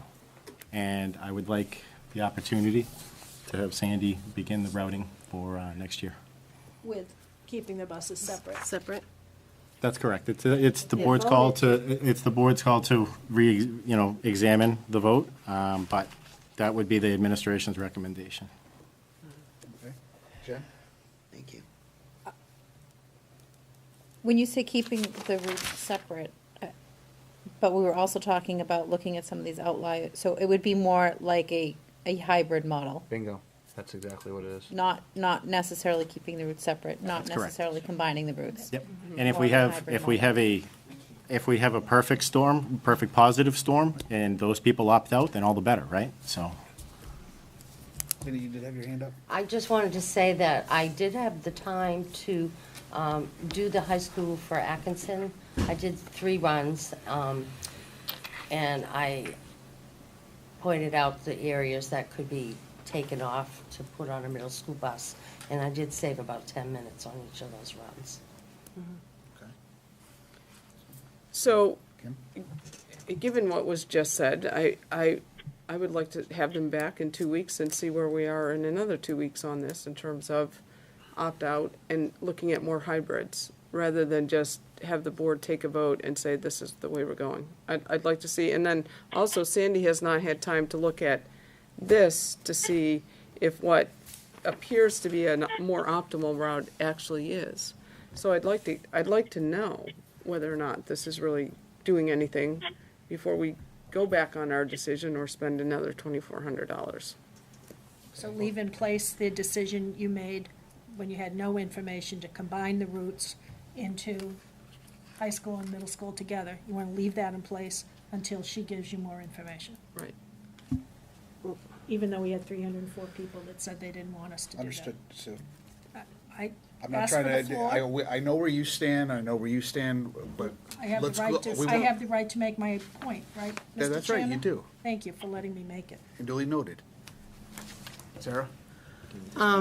Sandy, my question basically is, if we wait another 2 weeks and then another 2 weeks for more information, what kind of an impact is that going to have on your job in creating routes prepared and be fully prepared for the start of the school year?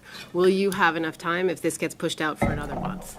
I right now is the time that I start doing the routing, and I obviously am going to start with high school and middle school first, and that usually takes me into June. June, I have to take a break because we have ESY, and I have to do those runs for June to be ready for July. Right. And then I start back up in July, finishing routes. By then, I have all the elementary schools to get done. Right. So I can move forward thinking that we're going to keep the runs separate and perhaps look at adding some of those high school students onto middle school buses, and I'll be fine. But if you, in the middle of June, decide that you want to combine the routes, there won't be enough time for me to redo everything again. I'm just telling you that. Decided to combine. And even if you have, for a student, do it, I still have to go through it and vet it. Right. And that still takes actually even more time, because now I have to figure out what they're doing and then figure out the stops and the times. I have no problem taking the information that Colton has provided for his suggestions on the route changes that he has, and taking a close look at that as I do each individual town and run. I appreciate his suggestions. We would work together, because it's also, I'm trying to teach Chandra to do the program with me. So we're doing this together, because that is the goal, for them to take over once all the routes are established or the schools established. And that, to me, is the goal. So I can't do one thing and then you decide that you don't want it and do something else. There's not enough time. Just letting you know. So either way, whether you move forward with creating combined buses, and then in June, we decide, oh, no, wait, that's not going to work, let's keep them separated, then you have to start from scratch doing that. So it's either way. So for you and your job and all of the hard work that you both have to do, us making a decision sooner is going to result in the best possible outcome. Correct. It would ease my mind to know that what I'm doing is The correct stuff, yeah. Dr. Metzler? Okay, I think, if I could, and thank you for, there's the reality here, right? So the reality is the board has taken action, and so you've combined, we've combined, and we're talking about combining some now, not necessarily all, right? So the next step is really asking Sandy to lasso some of those outlier routes and come up with some combined routes, right? Not all. Okay. And if we can do that in the next couple of weeks and come back, that may be appetizing to support, right? And that hopefully that's going to be the best, right? And so I know how we feel, but we're not in the business of telling people to feel differently. Everybody feels how they feel. The board's already taken action, so we need to take this next step, which I think speaks to the spirit of the action you took, because you are combining some, right? So it's almost like that's the first step. We'll see how that looks. That may be something you all can support, and if not, then we have to take the next step. Right, that's just the reality of the work right now. Is that pretty much it? Okay. Can I chime in for just a moment? Sure. I do have a kind of a timing issue and kind of hard stop for the summer. So, I mean, if there was a desire to have us, do some additional modeling, it would need, I can do some help with Sandy on these outlying things, and we can certainly offer some guidance and run reports on things we've already done. But to do some significant additional consulting work, we start our own planning season for the company basically in the middle of June as well. And so I kind of get out of the modeling business for the rest of the summer. So I kind of have a hard stop about the middle of June as well. Okay, thanks. How long will it take you to, if we decide to do this study for the 2,400, of using our existing data to prove or disprove that this could be a potential moving forward, understanding that it's not the next year's data set? How long would you be able to give us sort of this kind of information that you presented tonight? 1st of May. We just, we have a lot going on. I mean, I would probably a month. I mean, I would like to just say my drop dead is June 15th, so I'd have to be done then no matter what. But I realize you guys would want the information as soon as possible. 1st of June, maybe a little soon. I need to see how many stops that need to be removed, because those are basically, it's a list, and someone's going to have to go take them out manually. But certainly, I think the 1st of June we could have something. Maybe sooner, but I mean, there's just, like say, we're heading into our own time crunch period, and things are starting to really ramp up, and there's a lot going on. So anyway, but yeah, I think 1st of June definitely I could have something, but that would mean a decision right away as to whether we want to do it. Okay. Are you asking him to do the optimization for combining? For the combining of what we currently have right now. I know you're talking about, starting what, Yep. either the permutation for next year. I'm saying use the data set that we have right now, because to be honest, I don't think it's going to change dramatically. Everybody's just shifting up a grade. The only 8th to 9th is going to be the only thing. New kids coming in, 1st grade, kindergarten. 6 kids coming into Correct. 6. That's true too. Jen? I just want to go back to the whole, what started this whole ball rolling was, I think, to make improvements for the students, to shorten the amount of time that they're on the buses. And I can appreciate all of the work that has gone into this. Since we made that motion to combine the buses, we've gotten a lot of information, and I understand the timing of it now is a little bit tough, but I think we're making some really great progress here in identifying ways to realize that savings by doing some hybrid model, by looking at some of these other suggestions, some of which I'm sure could be great, some of which we know, like that Broadway stop in Atkinson, I wouldn't support that at all. As it turns out, that student's not there next year. Oh, so we have that savings anyway. That's wonderful. Well, we solved one thing. So I don't feel like I want to get too hung up on, combining everything or leaving everything the same. I think if we keep moving along in the direction that we're going, I think we're making some good headway to making improvements for the students overall. Can I just ask Sandy, what I offered is that, can you do that in 2 weeks? Last through all the outlying? I can't think do all of hybrid? them, but I will give you what I have by then. Okay. You're talking about the actual routes, just keeping them separate. Keep them separate, but last one out, those but giving it's a hybrid suggestions. model to what Jen's speaking to. Yes. I've That's a already done manual Atkinson High optimization, I think, of the motion to combine and what we currently do. And I think it keeps you in a reasonable time frame so you can get the work done. I just think. feel if I'm doing that, which is the work I would be doing anyway, that it will help me to show you where I can save some more time. And I don't want to speak for the board, but I think the board's going to want to see that before they make that next decision anyway. Sure. Right? Yeah. Can I just go back to the first student contract that says that the carrier is responsible for planning all routes, stops, and schedules? Can somebody explain what that means? Because Sandy's just telling me that she's planning to spend the summer, and you're getting ready to plan all the routes and redo them. So what does this mean in the contract?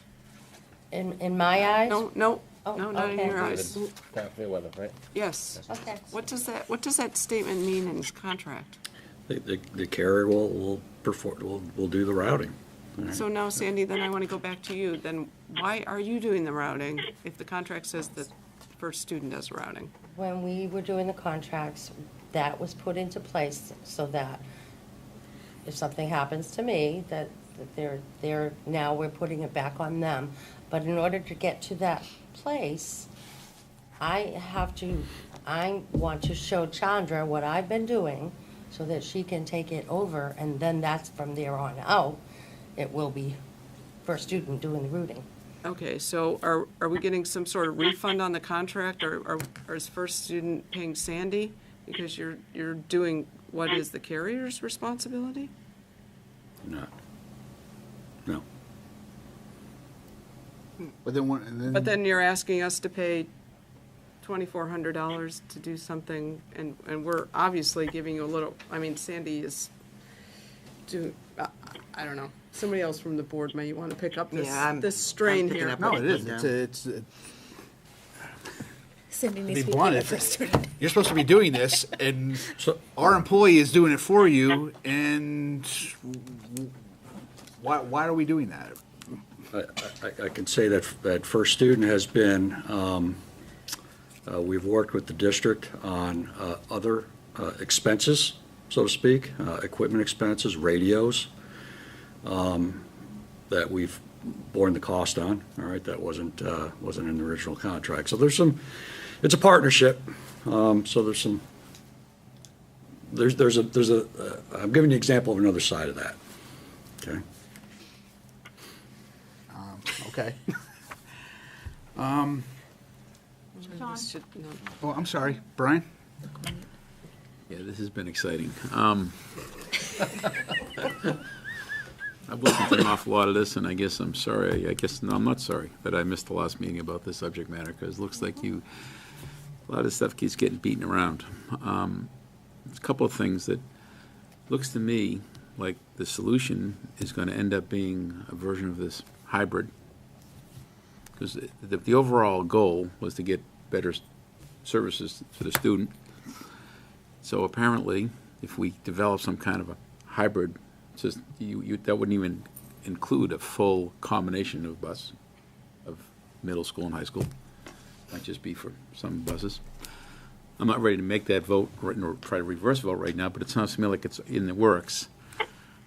I would think the course of action would be for Sandra to develop that, but I would think also that your firm should be running the other model for no charge, because our employee is already doing all kinds of things. So when you're talking, as the chairman mentioned, a multi-million-dollar contract here, a $2,400 expenditure is not a lot of money. And I think it'd be a show of good faith here that if we had multiple things going on at once, seeing how right now we're approaching mid-May, so whether it's your firm or your office, we have to have these answers like sooner than later. So it seems to me that they should be going simultaneously, and I believe that first student should be doing that $2,400 thing. It's what I believe is part of their contract, as Kim Farah mentioned. I also think that you're on top of, Sandra, what, through all these discussions, try to combine something and get some kind of outlayering busing and a hybrid solution so we can get on with this. I agree. Is that a motion? It's not a motion, because obviously I don't work at motion. First Student, but I'm just giving you my comments here after I would totally agree with your sentiment, Brian. I would actually like to see First Student do the combined analysis of the data set that they already have for this current year, and then have Sandy work on what she was, for the current situation that we have right now and moving that forward with a possible hybrid with that. But what you would provide us would actually show that would a hybrid, which is now a fully combined hybrid with everybody, it's a student, middle school or high school would be agnostic. That would allow that analysis that you could provide would guide us into making that decision. And I think if it really boils down to $2,400, I'll make the motion for this board, but it would be very bad taste left for me personally that we had to go down this road. As you mentioned earlier, Sean, the net savings to that company on the hybrid is going to be easily that.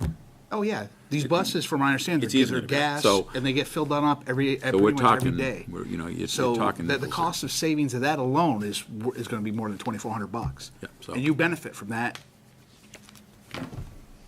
I'll take it under consideration. Okay. So now I'll make a motion to ask Sandra to work on that hybrid solution and create as many of these hybrid routes to see what kind of time savings we can yield out of these routes. Second. Okay. But I'm a little confused there. I Are want- you looking to rescind the previous motion? No. No? You're looking to add another motion. So I now just- there's, She's already been directed to do it. okay. I don't think it needs. Oh, she's been directed to do this? Yeah, that's what I was just. That's what we were just discussing. I don't think. And then I asked her if she could do it, just because I had already said she was I going to didn't, do it. okay. And Well, she with said so she- much conversation, I wasn't sure about direction. So she said she could get Riveting most of. conversation. So you have Atkinson done, right? Almost. Almost Atkinson, so we're hoping if she can get 2 or 3 of the towns done by next meeting, and then we'd have a real good idea what we think it's gonna look like, and then, maybe we can get them all done. Motions? Maybe. I'll rescind the motion. Thank you. Okay, taking it right out. Thanks. All right. Okay, and then I would say, just for First Student, if you could let our superintendent know within 24 hours of your decision. Okay. And then I'll get that to the board. Okay. One way or the other. Thank you. Yep. All right, thank you. Okay, we're done. Thank you, Cole. Thank you. Thank you, Colton. Thanks, Colin. Okay, thank you. Okay, moving on. Community service graduation requirement. Sean, if I could? Yep. Actually, it was probably several months ago when I asked the board about, how you felt about community service as a requirement for graduation. And I think at that point, you had asked us to do some research and bring back some information. And I had an opportunity to talk to the chair about this earlier today, about the different ways we do the work. So it's a concept that sometimes could be embraced by a board, and then the board could say, go ahead, go design something and bring it back to us, and perhaps we'll take a look at it. This is a little bit different. We've done all the research. There's not a proposal. This is all the information, and what we'll be looking for tonight after you listen to is for you to provide some direction to us as to what you'd like to see this look like for us to bring back. Does that make sense? Okay, so what we have tonight is a lot of information. We've done a lot of research from a lot of other districts, and so I thank Mr. Patterson, Mr. Woodworth, and so it's all yours. Go ahead. All right, so good evening. Mark Pedersen, the Director of Secondary Curriculum. All right, so we've been asked this evening to provide you with an update and to share our process thus far in exploring community service for TRHS students. We'll be seeking your input and guidance to help inform our next step, as Dr. Metzler just pointed out. Thank you, Dean. So when we started looking at this, we really looked at, what is the mission of the Timberlane Regional School District and what does, the high school stand for. And when we looked at the mission statement, I just want to highlight a couple of things where, the mission of the district is for challenging and relevant learning opportunities and personal growth, which community service falls under that. Then when we look at our core values, some of them being responsibility, respect, communication, community, again, that falls under community service. when we look at the Timberlane Regional High School community values and nurtures the academic, personal, creative, and social growth of all students.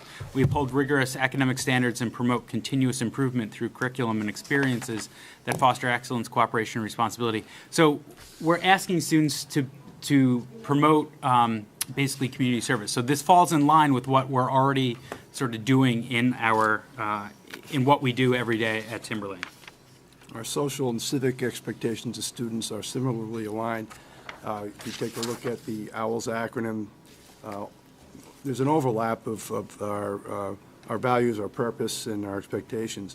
When we talk about offering our best effort, we're also talking about developing contributing students, people that will help out in their wider community to make the community better. So this type of a community service project idea does fit that, and we're thinking that's a good idea. Same thing with living responsibly, lending a helping hand to help those in need. We see some very obvious connections between what we're saying we want to do and the potential of a program for community service. We have a lot of things going on at the high school now. They go through most of our clubs and organizations and teams, and some of those are listed here for you to take a look at. I would guesstimate that that's getting about 40% of our students into community service situations.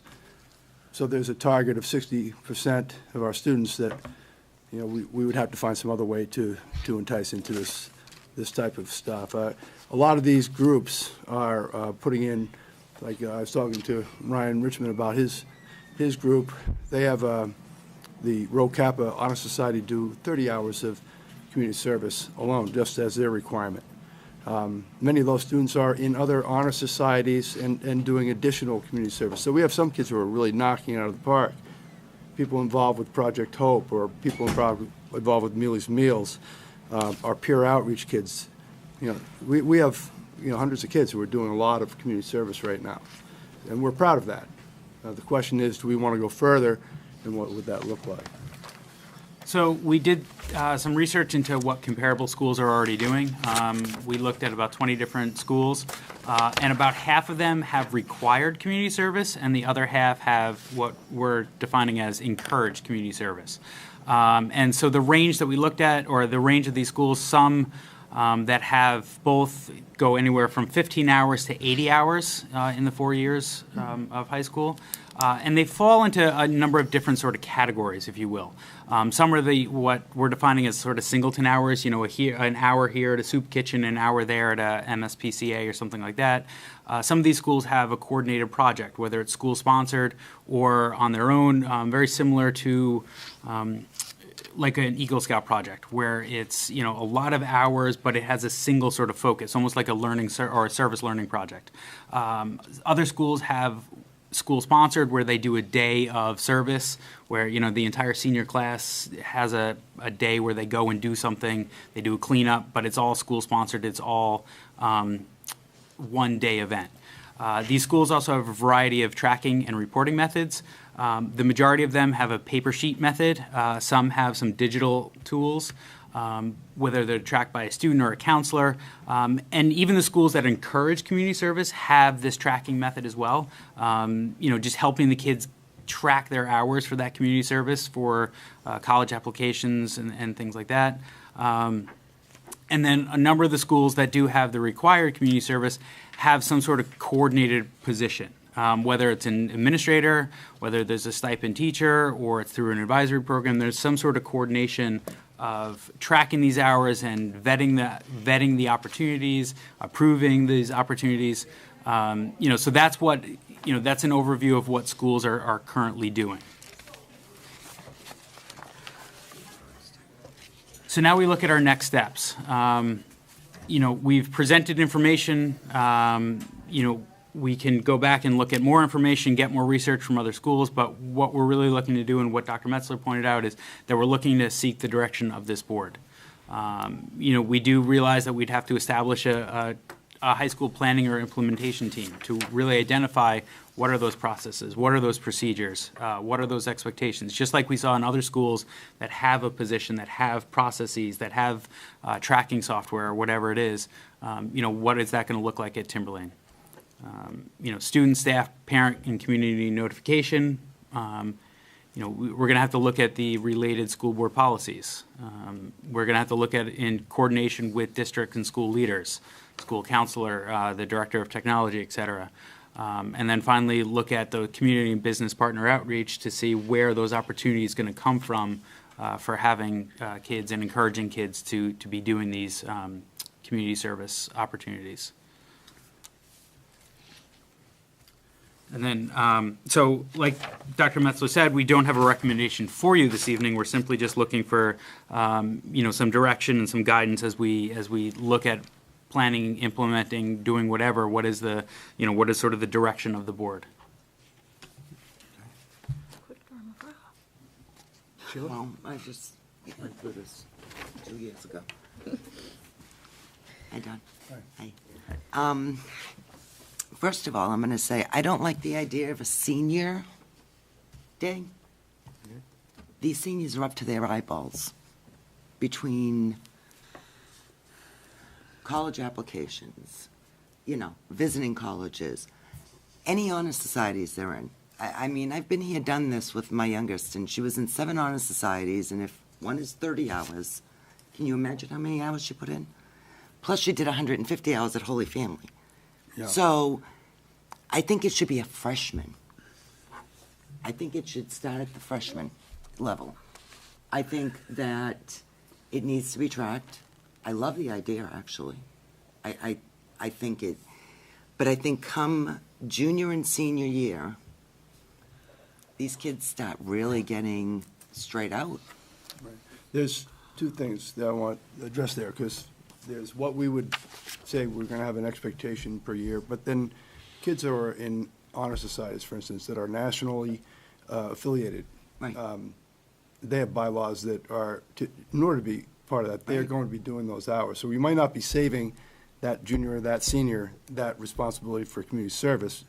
Well, no, but But you're that's what I'm talking about, saying, though, you're asking because us not to add additional things to that? in that junior and senior year, because if Yeah. they're joining honor societies, it's in their junior and senior year. Well, there's, usually, or we could look at things language like maybe that, sophomore. certainly in terms of understanding the total load that kids have and waiving perhaps something, Yeah, we weren't- because they're already doing that. But what I'm we saying talked is, about if we're that. going to set an hourly or something that needs to be in order to graduate, an expectation. Right. I just think it's harder on juniors and seniors with everything that they've got going on. Right. That it be those years. Well, we I would haven't rather set- see we a haven't set freshman, limits, sophomore. we talked about the range of what we see out there. Just let me, Still a lot let me there. just jump in here, because we're not looking to make this a multiplier. And I think when you're talking 7, if it's 30, we're not looking for 210 hours. I understand that, So but what, those kids would already qualify. you know. Correct. So we're just looking for a requirement for everybody that graduates from Timberlane. This is one of the core values, that they would participate in community service. And we even had another little step about, is it going to be community service learning, and will it be part of the curriculum? So I think, one of yeah. the suggestions was like a senior day. Well, that was just merely But what I other schools understand are that, doing. But Yeah. that was the first thing that hit me was like, oh God, senior year. Oh God, no. It just, one more thing, because I had that daughter that had 6 honor societies and had to do all the things and was, applying for colleges and looking at colleges, and it really wasn't, and trying to enjoy her senior year on top of it and study. yeah, It's so, hard. yeah, to your point, this is not like a senior project like you'd see at some private schools where they end in April and they get 2 months to do it. We're not looking to add to the stress and anxiety of seniors, and we certainly want them to enjoy their senior year. This was really something we wanted to look in terms of phasing in over, and you're right, it could be freshman, sophomore, junior year. Some kids are really aggressive and will check the box and get it done early. Some kids, and we know, and I talked to Don about this, he's going to have a critical mass. He's going to have a certain group of kids he's going to have to work directly with a couple of his, with Tim Brown and some people to get them, to encourage them to get this done, or to help them with opportunities to get this done. So, and I think that's the purpose of this discussion, really, is to kick and punch this, to make this what you're comfortable with. We're looking for the direction and to make it what Timberlane wants it to be. Because I think the concept's great. It's just a matter of making it fit for this community, right? So- Sue and Kristen. Thank you.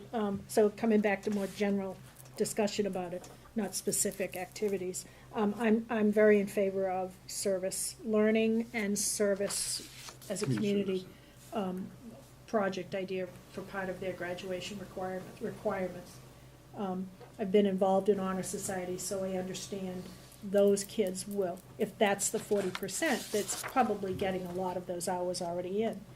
So you're not you said 40%, Dawn, but you're not taking in the scouts, Absolutely. the people that are already There's things- working at Holy Family, those kinds of things. So all of that would count, and you'll probably find out that if that's gonna jump way up when you start to, the volunteer umpire, the kid that opens the concession stand and works the concession stand and Plastow, fills Easter eggs, whatever they're We see a doing. lot of that just with the application process for, Right. say, National Honor Society or something. When the kids are trying to demonstrate that this is who they are and this is what they do, we see that. This is something we haven't asked them to do. This is something that they have grown up doing perhaps, or is in, their Right. family It's has ingrained in influenced their them. family It's part of their church or scouting or some other group that has helped them develop that sense of responsibility to help others. And that's, in my family, that's what it is, volunteering is kind of important. So I'm going on record as saying I'm very in favor of you guys exploring what that would look like at the Timberlane High School District. I agree with Sheila, it shouldn't all be dumped in your senior year, unless that's where you want to dump it as a personal choice, that you could work through your 4 years, you'd know ahead, and you'd be able to do some great stuff, and whether you're working on Project Cope, or whether you're coaching a softball team. Millie's Mills. We do feel that if it's going to be a Sorry, Sheila, I required didn't piece, we want to develop partnerships, develop connections with people, throughout the 4 communities that are looking for help with the things that they're doing. The YMCA, or, each of the churches, or even the towns that are looking for help with their day, setting up their, perhaps, week that they're doing a road race, a Savage Run or something like that.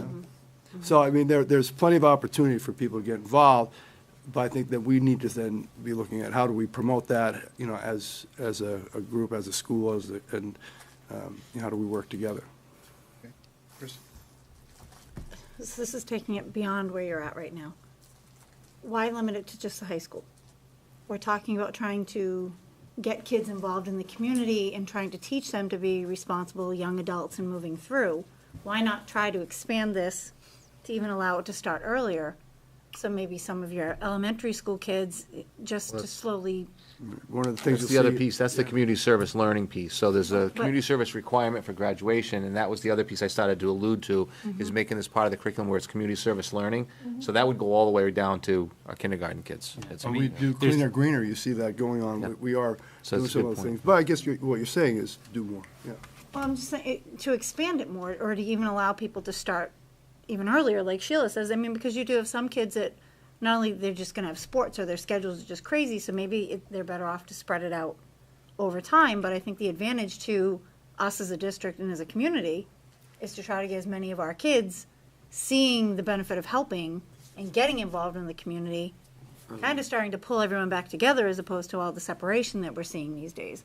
So I'm just saying, if there's a way to expand it beyond the high school and maybe allow it to start earlier, but then that credit just mounts through the high school. Well, that's the thing So is- that you hit that ultimate. Well, credits for goal. graduation or requirements for graduation, we typically, with the exception of maybe something in 8th grade, but, we look at, but that was what we hoped, that the community service learning would be the foundation for, them learning, and then it becoming a requirement. So that's the phase-in kind of implementation piece. So it's exactly what you're saying. It would expand. I think what I'm missing on your point is trying to give them credit for hours that maybe they got in 5th grade or 6th grade or 7th grade over a long period of time. But I think we want to do that learning piece before they actually make it a requirement. So it becomes part of our culture. You do it becomes part of the curriculum, and then we make it a requirement, and we track it, and they get credit for it. Jen? Can you just clarify for me, because when I heard this, I was hearing it as, so those kids who are already doing 30 hours through National Honor Society, this would not be, like, those hours would count for them toward their hours they need to do. We wouldn't be expecting them to do above and beyond what they're already doing? We'd have to set some parameters on that, but I think we have to just be mindful of what the bylaws of each of the honor societies say. So some of them will say that this cannot be counted towards anything else. Okay. And so if that's the case, and they've joined that, they've signed that, they're chartered that way, we'll have to honor that. Yeah. That said, we're not looking to load up things just to get to, now I'd love to see ways to work with that situation. And I mean, I know there's so many, I think it is a great way to try and work with the community. I know a lot of individual families, some parents throughout the year, they're always doing, community service and different volunteer efforts and reaching out and saying, hey, I'm doing this weekend. Do you and your kids want to join us? Do you want to help us? I mean, the library, we're always getting notices of different events they have going on. Does anybody need volunteer hours? Come on down and help us out. When I look at the load of it in reality, and you're looking at the range that we saw around the state is 15 to 80 over 4 years. You break that down to how many times you're actually doing something like that. It's only a couple of days a year. So it's not that hard to achieve. That's even the ones that are getting up there, to 40 or more. So you set a number, you analyze it year to year, you tweak it, you get to something that you're comfortable with, you try to take into consideration what people are doing. There's a lot of work to it, and you really need to formalize the work and come up with a design for that. Kim? I'm not against community service, so don't get me wrong here, but as Dr. Metzler said, this becomes a check the box, and I would rather see this infused into the culture and climate of the district as opposed to a requirement, which then becomes check the box. We did have a lot of conversation around that in terms of when is it service and when is something. That was the CSL piece. That was the community service learning piece to make it part of the curriculum and the culture. My analogy of some kids check the box, some kids are just, they know what they need to get done and they do it. I also don't want the inference to be made that we're bringing this up that we don't believe that, we know kids are already doing a lot of this work.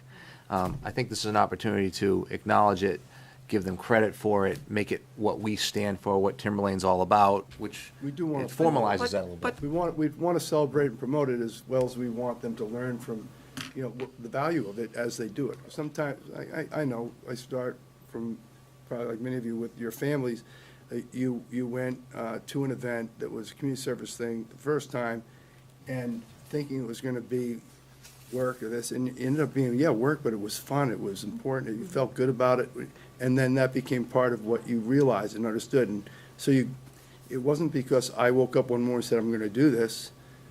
Somebody showed me the way. And then it became more embedded in the way that I wanted to live my life.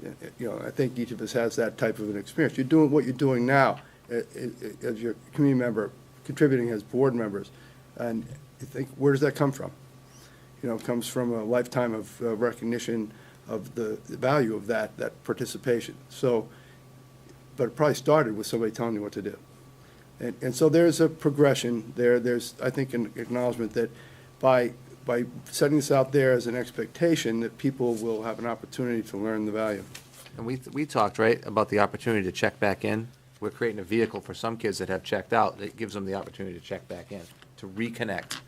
I think it'd be great. Even if they are just checking the box. I got to get these 10 hours done this year, maybe some of the students will look at that and have maybe an epiphany and realize the importance of that. And what you said is that they come to experience and see like, oh, wow, it makes you feel good. You meet new people and so forth and build some friendships along the way. To your point, I can tell you of times, and this was back in the city, of kids that had court-ordered community service, which they would complain about doing, but then they'd go, maybe they're working at a food pantry, they would do the hours, and then they would continue working there because of the relationships they formed with, in many instances, older versions of themselves. And I just thought that was some powerful work. So we're just looking for direction from you as to what you'd like for us to design. I guess that's what we're asking, if anything. Yeah.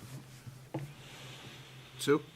Yeah, I was gonna speak to what Kristen was talking about, starting at a younger age. I think we do a lot of that now anyway, through elementary school, certainly at the middle school with our own student senate.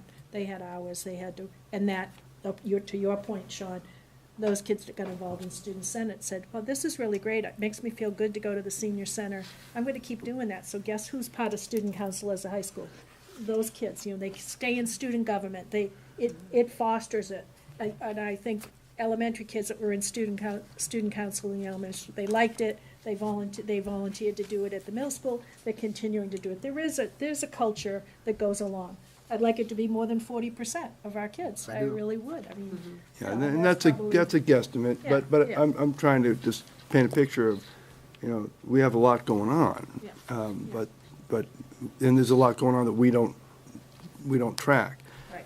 One of the aspects of this is to develop a way to track this. One of the things we would have to look at is making decisions about, is that something we create, something we take advantage of in the technology that we have, but have to pay an extra fee for, buy something new. There are some things like that that can help make this efficient and useful, so students can actually use it to build their own resumes. And there's some links to things like our Naviance, which could be expanded to have this type of a tracking mechanism. There's oversight, so that you can say, this has been signed on, it's valid, you did this. There's a lot of things that the technology allows you to do more efficiently and not have to worry about losing paperwork and things like that. So there's a lot of things to look at in terms of the organization of this. That's why we think we would need to go back, form a committee, and design something. We're just looking for some direction, what that might look like. Sheila? I was just going to suggest Naviance. I love Naviance when we had it. I didn't have it for the first one, I had it for the second one, loved it. But I think that would be a great place to have that, because then that would follow them, correct? Yeah, there would be something they could always access if they used Naviance, but what was the other one that we looked at too? GoTransio. GoTransio, so there are other ones, and you could actually probably, take a look at a cost benefit of one or the other. Options is another up-and-coming kind of tracking free. It's free now, it won't be forever, but. So we just haven't done that work to really compare those exactly and to make a decision about what's best, if that's the best way to do it. Do we start with paper and develop, there's a lot of things to try to figure out in terms of that. Where does the work get done? Is it going to be an advisory? Is it something that's done remotely? How do we oversee it? Those are the questions we'd work out in committee. Just a comment, there's a difference between community service and service learning. Right. Can you articulate the difference between the two for the people listening? Well, when I think of community service, it's something that is an experience, an event, something that we're finding is a value to the whoever the work is being done for. So it's a volunteer piece. Okay, so what's service learning? Do you want to talk to Sarah? Service learning is usually more connected with, say, either a curriculum or it could even be an ELO where students are doing a sort of that capstone project. Students are doing, again, like comparable to a Eagle Scout project, where they're doing some sort of service piece, but there is a learning component to it. They're not just going and feeding the homeless at a soup kitchen. They're doing some sort of project that maybe meets a community goal. It's more than just checking off hours for a box. There is a component to it that is maybe they saw a problem and they're trying to solve that problem through a service project. It could be part of a course. It could be something that's done for credit. There's a lot of ways that you could look at putting that together into a curriculum or into an expectation. But it serves that positive piece. I'm well aware of the difference I have published in the area of service learning, and my concern is that we're using them interchangeably, and they're really not. So I just want to. We're not trying to do that. But I keep hearing them being used and saying, well, they're going to do service learning. No, they're going to do. You're talking about community. This is a community service. This is a community service. Community service learning piece. We had this discussion, and Sandy was very much part of it, and so was Christy. Was really to get that going through the curriculum piece during CNA. And this was different in terms of a requirement, which was community service, and we made it like this is different than just shoveling someone's walk because they're unable to. versus what Mark just described as finding a problem in the community and coming up with a solution and actually going through a whole learning process. And was it part of a civics course? That was what we needed to get determined, but we've separated them out. We're not using them interchangeably, other than the fact that I thought at the lower grades, if we got the community service learning piece kind of rooted, that the community service as a requirement for graduation, which is different, would be something they've learned a great deal about, and then they could go on to do some sort of requirement for graduation. And we hadn't decided exactly what the whole thing would look like. Again, that's why we're here, to try to find direction. Can we connect the two? I don't know. Can we not connect the two?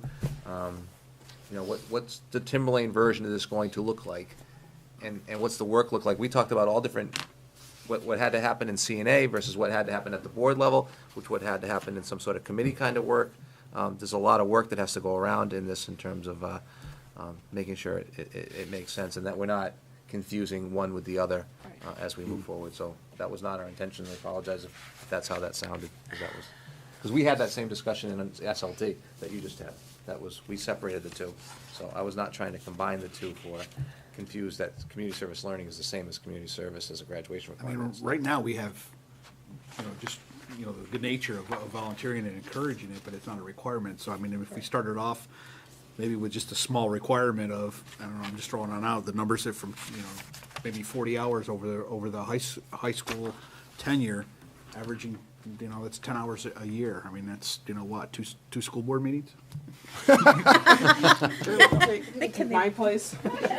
We talked about the class of 2022 or the class of 2023, like a phase in. This is not going to be a shock and awe kind of like tomorrow everybody needs 30 hours, right? Yeah, no, So, but you could phase it in and like, okay, the seniors, only need 10 hours, the juniors 20, and so forth, and the freshmen would need the 40 hours, starting on out over their whole tenure. So can we support them forming a committee and have them come back? Because, we're not the committee. So, correct. So I appreciate it. So we're looking for you to endorse the concept. Yes. And then endorse the fact that we want to get this step one, get a committee together to put together what we think will look like, whether it's community service learning through the lower grades into the curriculum, and then community service as a graduation requirement through the committees to get that work and bring that back to you. That's what we're looking for, We support. probably try to involve some students, some parents, and some, some teachers and administrators in that type of committee. And as many board members as we're willing to do that type of community service. Okay, is it a consensus of the board that we're all supporting this? Yes. Absolutely. Okay. Guess you guys got our support. All right, thank you very much. Thank you. One,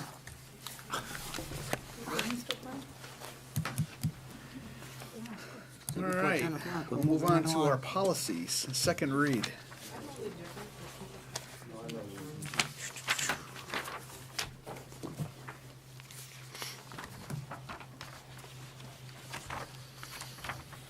All right. You want to take the helm on this? Sure, policy second read. Did anybody have any questions? Since we saw this just a couple procedure got weeks ago. updated? Well, we're not really, we don't do the procedure, we No, I only do the understand that, policy. but I just wanted to Went make it SLT on Wednesday. I don't know what aware that happened. it got changed. The policy did? The Yeah. procedure got changed from our JICKR. conversation from last time. Correct, those were done at SLT on That- Wednesday. I was just making that point, they- letting oh. everybody know. So they're not They're updated not- here yet. Those were the changes that went to SLT based on the conversation that the board had at the last meeting. And so SLT was yesterday. I've not received the update report from SLT yesterday, so. Okay. Dr. But Metchell it- says that they were. But it was done. You will get it, it'll So be in your is- packets the next, I usually Okay, put the so procedures this in. isn't the final? Correct. What you're saying? No. I Okay, think there was thank you. one thing you wanted, it was add in writing. In writing. Yeah, so On that one of the was, forms, and then there was some changes to the other form. Okay, thank you. In R, yeah. and so we would typically have the procedures in their packets once we have them. I just wanted to make that distinction that there's a little bit of additional information in this packet of policies, but we're looking to approve the policies Correct. themselves. Correct. Yeah. Move to adopt the three policies, GCO, IMBD, and JIC, personal safety. Second. Motion has been made by Sue, seconded by Sarah. Any further discussion? If not, call for a vote. All those in favor? All those opposed? And all those abstaining? We have. 1, 2, 3, 4, 5, 6 yeas and 1 abstention. Motion passes. I'll do that at policy committee. And Dr. Farrow was not in the room.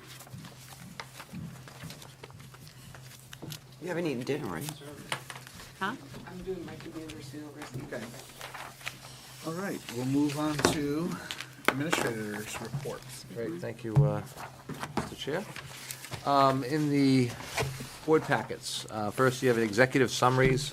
You have Chief 3000, a bond timeline, a student recognition schedule, tripod survey, and septic odor at the high school. So you have executive summaries on all of those. I did have an opportunity to discuss with the chair, and I know I was not at the last meeting, about talking about student recognition, and we did have a discussion about the fact that a lot of those recognition ceremonies are taking place. So I had a long discussion with Principal Woodworth about this as well, about if board members were interested in going to those ceremonies and recognizing board members at those ceremonies, board members could congratulate students at those ceremonies. We were struggling with, he did come up with some dates, but as you know, with the weather the way it is and activities and sports, May's pretty tricky, in terms of adding an extra night or two for students and parents. I didn't know this, but he actually put one together. Oh, he put it together exactly what we, What you okay. just said, yeah. Excellent, so I apologize for, all right, so Nope. that was after he had. And I met didn't with me. re-add it to that one. Okay, so, but that's in there for you to take a look at. The Department of Education determination letter for the school year 17-18 that ensures the district is meeting all its requirements and purposes of the Individuals with Disabilities Education Act, IDEA. Once again, Timberlane has met all those requirements, thanks to an outstanding special education department. So I'd like to thank Susan Rasko for her leadership.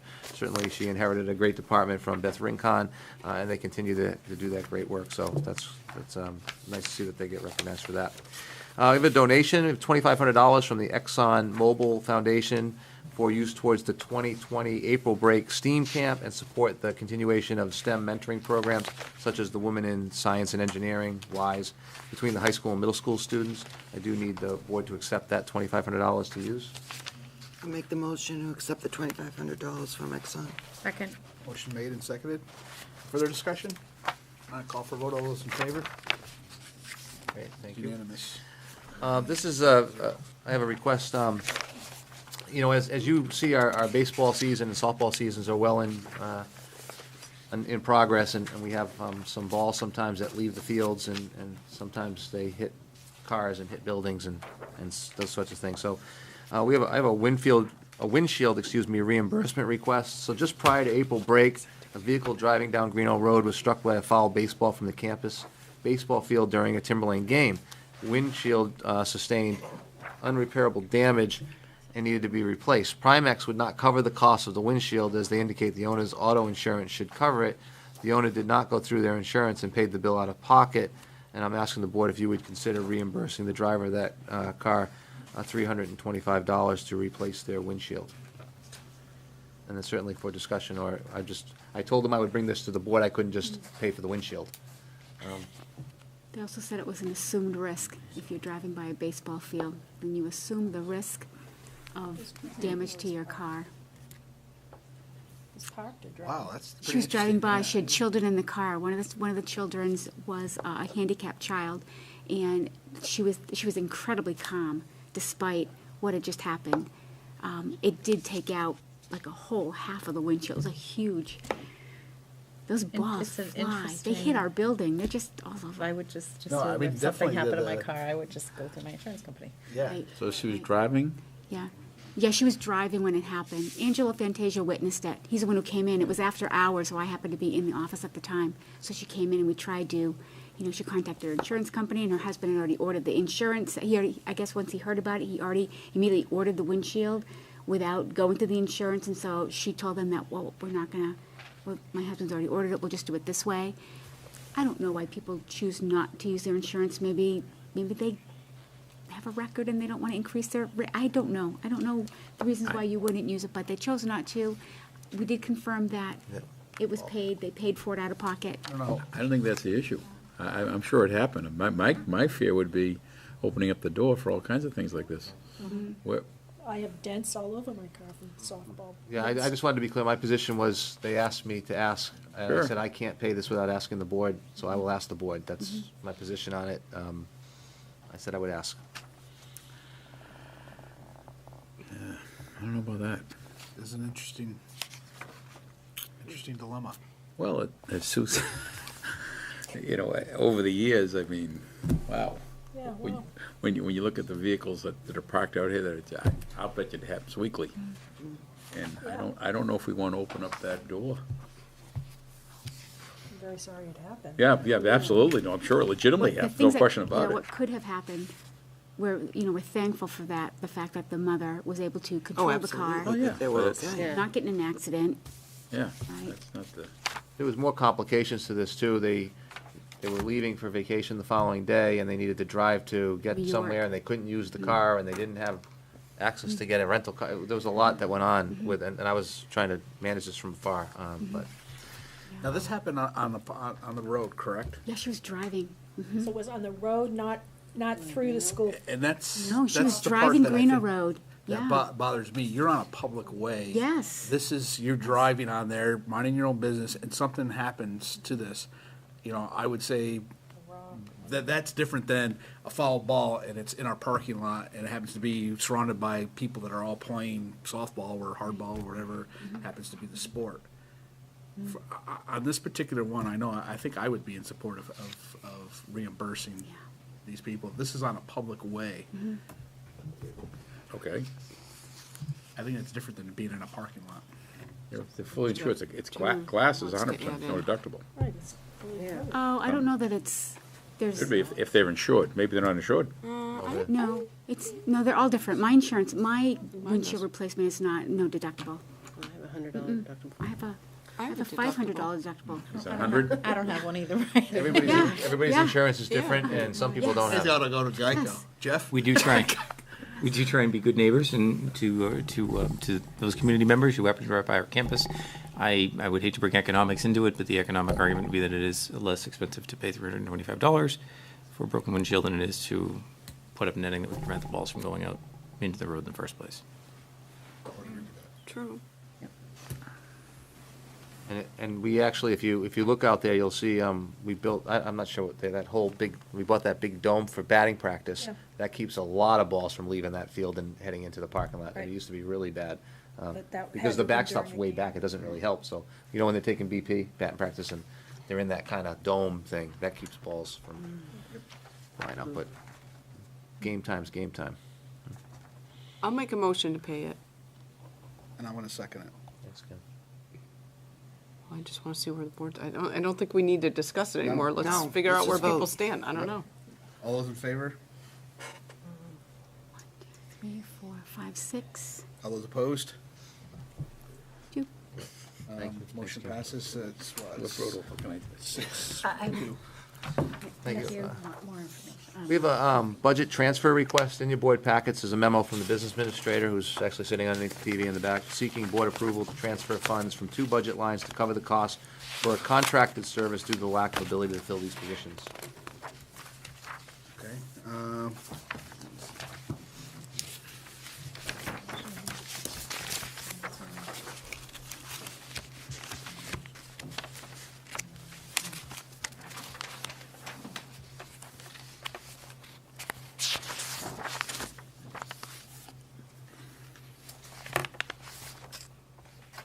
I'll make a motion to approve the amounts in the May 1st memo, I'll the second. amounts in the accounts. I'll second. Okay, motion made by Kim, seconded by Sue. Any discussion? If not, call for a vote. All those in favor? All those opposed? Those abstained? Thank you. Motion passes. It would be 7-0-1. Oh, I'm sorry, I missed the 7. We have some security updates. The district has received 80% matching grant from the state of New Hampshire for security infrastructure improvements in the amount of $251,065. Timberlane's share of this amount will be $72,044. The project will include replacing low-quality analog cameras with high-definition IP cameras and additional cameras in key locations. It will unite all current independent school video systems into one district system, and it will allow the district to share video with first responders on demand and on mobile devices. The ideal time to complete this project will be during the summer recess, so hallways and other spaces are unobstructed and the security infrastructure isn't revealed to the general public or students. In order to keep this And either to keep out security system confidential, we are looking for the board to waive policy DJE, that's the bidding procedure, to allow us to seek quotes from 3 vendors who will sign non-disclosure agreements. Tom Geary and Ken Henderson can present more details at a future meeting should the board desire. The presentation would need to be in non-public, so we're looking for board action to waive the bidding procedure. A motion to waive the procedure and go forward. Second. Motion made and seconded. Any further discussion? If not, call for a vote. All those in favor? All those opposed? Those abstained. Thank you. And would it be the board's pleasure to have them at a future meeting to in the non-public to describe kind of where we're at with all of this? I would. Yes. Yes. So we'll plan for that, and we'll see where we go. Finally, I also had another discussion with the chair, and those of you that have been the chair or realize the incredible amount of signing you need to do when it comes to contracts. And so I'm looking for the board's permission or direction to try to look for a more efficient and effective way to get the contracts done and to you and signed, as opposed to manually signing 1,000 contracts. Where I came from before coming to this district, they signed one contract and you assumed that you had another contract. Teachers, people in collective bargaining agreements, unless you were not renewed or not rehired. I'm not sure what we have for New Hampshire standards in terms of RSAs, but is there a way to look at this? Because it is an awful lot of work, 2 copies of every single contract and you signing them. So Sean and I talked about it. I just asked him if that's something. After going through that exercise, I would highly recommend that we We don't want to have a signing party Electronic one night? signature process? Wait, Is what's that a what you're we? talking about? Future process, yeah. All 9 of us. So, Sue? Yeah, I suggested that last year after my hand nearly fell off. Signing multiple, 2 copies of every single teacher, Correct. nurse, guidance counselors, contract. Is it possible to electronically have those signed with your signature on it? Run through some kind of a system. Well, they have verified electronic, you can have a digital signature that is validated through passwords. And you'd have to, I mean, I'm just asking can we look for a more efficient and effective way to do it? And then I'll come back with that and explain what it is. It's basically Thank you for considering it this year. Yeah. I had Too to late. line out Greg's name, then sign it.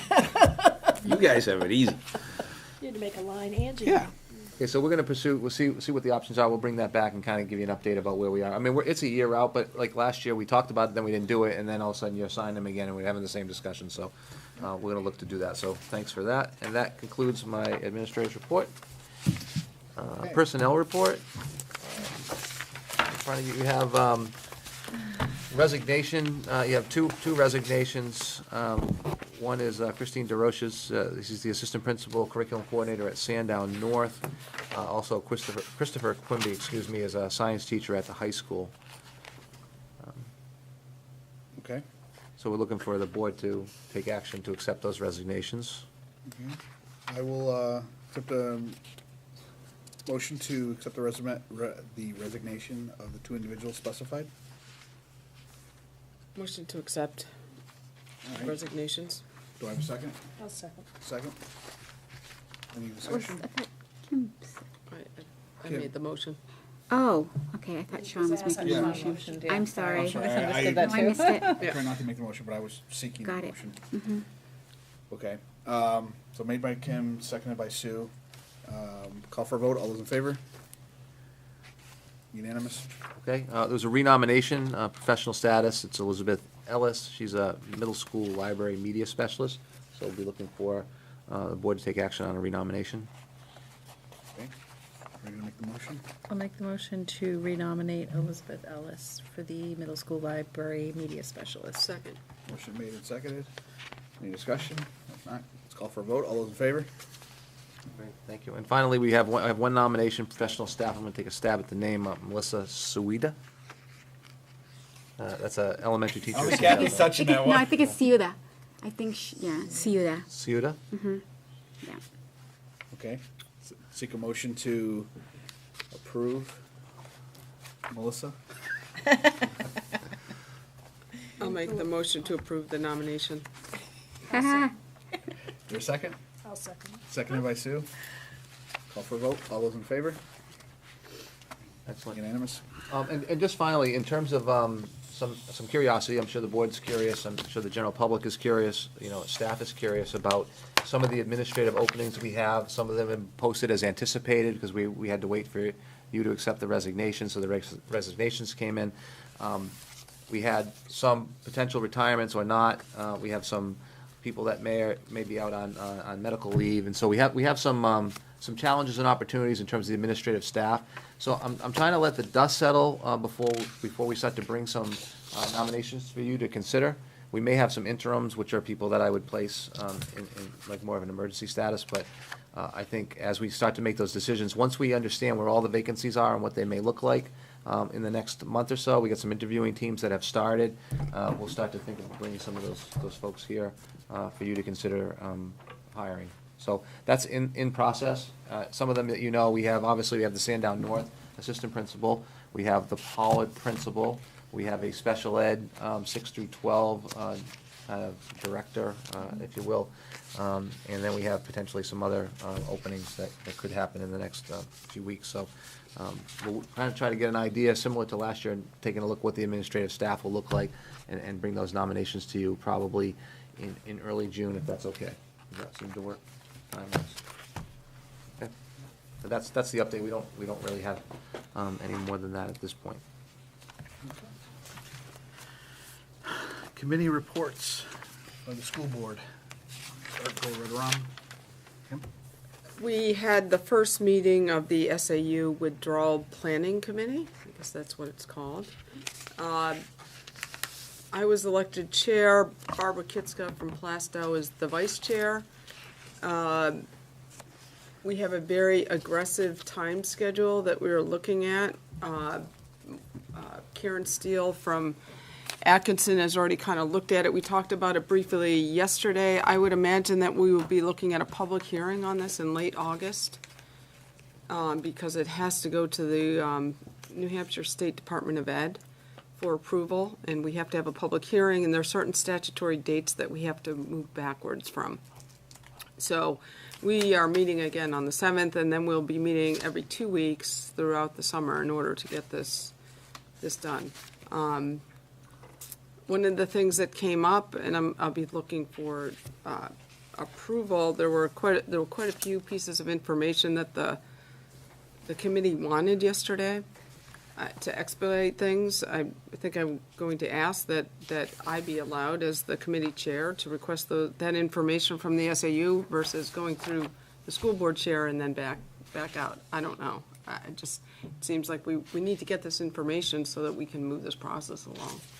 The SAU chair, you wouldn't need the permission of this chair to ask for the permission. for the information. Then you have permission from yourself. Well, The chair of the withdrawal. Independent committee, and It you is. should be able to, I don't think you have to go through any other chair. You should be able to get the information your committee needs as the chair for that committee.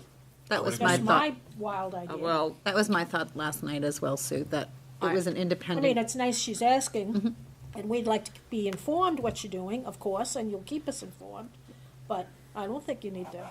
And I would unless agree with Sean that. feels you need permission And I to said ask. that last night because You need facts. You need some of the backup we do. facts. We do. I'm bringing it to this committee because I want to make sure that everybody is aware so that we don't get held up by the I mean, if request. someone else had gotten elected, if it hadn't been a school board member that had got elected chair, somebody from the commit, they'd be an independent chair of that planning committee, I believe by statute. Okay, so that's clear. So the chair of that committee can make requests directly to the SAU. Yeah, okay. No, I would agree. Jen, did you have something to add on that, our committee? No, I was gonna Sue said exactly what I had commented about last night, that I was of the opinion that it was a standalone committee, not a school board committee. The only other thing we discussed about was getting to the point of needing some legal counsel to advise us about some of the RSAs and things that would be involved, and that would be something that would need to come to the board, Yeah. because the standalone committee isn't authorized to spend any money on anything. And I have an update on that, but I'll get that. Well, and I think we should go into a non-public to discuss that also. Of course. Yes. but I thought that withdrawal, we covered a lot more than I thought we were going to. I think there's a very aggressive timeline. I was really impressed with everybody who was on that committee and their willingness to own something, and I think it's going to be a good committee. I think everybody's really going to be working hard together, was the sense I got. Can I just say something? And it's okay, but I wanted just some clarifying about the pro forma budget that was already put together, right? I'll say, now that wasn't done in a vacuum, right? The chair and I did discuss that. Now, where there was a little bit of a disconnect, he asked me to do it and make the same assumptions, which I did, and then it was about whether or not it was distribution, right? So it was about create a website so there's transparency, so we have a place that we can put the information up so people have it, which we did, but then I wanted to make sure that the members of the committee had it before anybody else had it.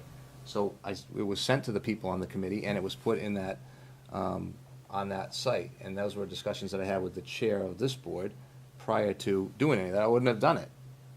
So, you know, it was, I wasn't there last night, but it was like a big mystery that this was done in some sort of vacuum, and that's just not true.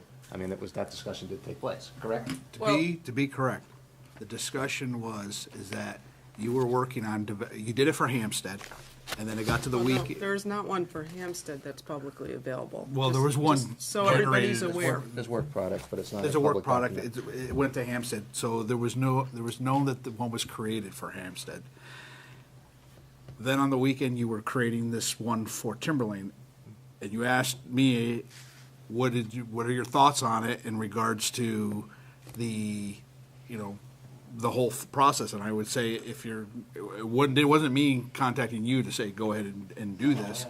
It was more of, what should I assume in this thing? And I just said, you know, out of the blue, I would assume the same things that you would have done for Hampstead, of making it so that, you know, that they're making the comparable solutions when you analyze them. And then that's where it was left. I didn't know that one was going out, or one was getting posted, or distributed, and so No, forth. I didn't say you said to do that. That was why I asked you about, should I create like a place to put like a website, or whatever. Oh, yeah, well, depository. I was anticipating that, you know, there's gonna be a lot of documents and all that stuff, so that, yeah, you wanna create a folder, you know, SAU 55 Withdrawal Study Committee, and that's where you're gonna start depositing all this stuff. So a lot of the information that was requested, because I looked at the list, and so a lot of that I had asked Jeff to start this, because I was worried more about the summer months, and, you know, this is gonna take 3 weeks, this is gonna take 4 weeks, this is gonna take 6, no, they need all this And information. we did discuss that, and it was that, you know, some of the obvious things that, you know, I think were low-lying fruit, getting contracts and so forth, but get that put together, and then when the committee requested it, you just take it off your shelf. That's really new information. Here you go, it's already done.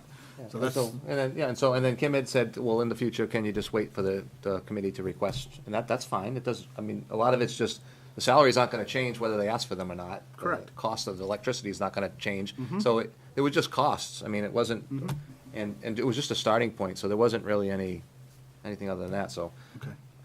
Kim? I still don't understand how a pro forma budget for Timberlane got publicly distributed before the chair. I was the chair of that committee until last night, and the chair was voted. Without the chair of that committee being aware that that was being put out to the committee without the chair's approval. I just don't understand it, where Hampstead's is not publicly available at all.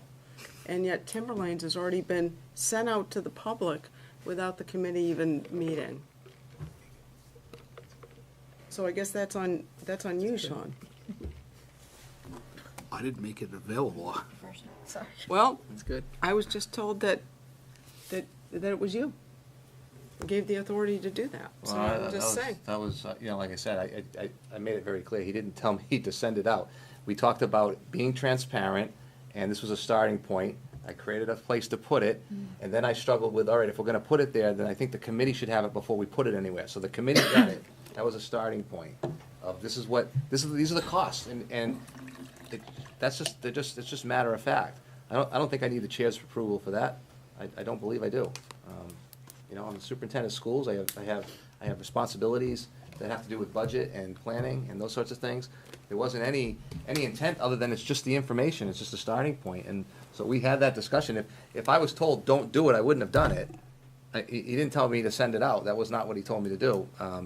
We just had a discussion. I about it. actually believe that you were creating that, you took a preemptive move to try to anticipate what a potential solution would be, and then you were creating that work product from that conversation that we had, and then the next thing I know is it's getting dispersed and put on websites and stuff, and I didn't know that it was going that route. I thought you would have waited for them. Well, and as I said in an email to Dr. Metzler, there is no withdrawal plan. The committee has not even met yet to make a determination as to whether or not we're going to move forward. We could say at our next meeting, we do not think we should withdraw.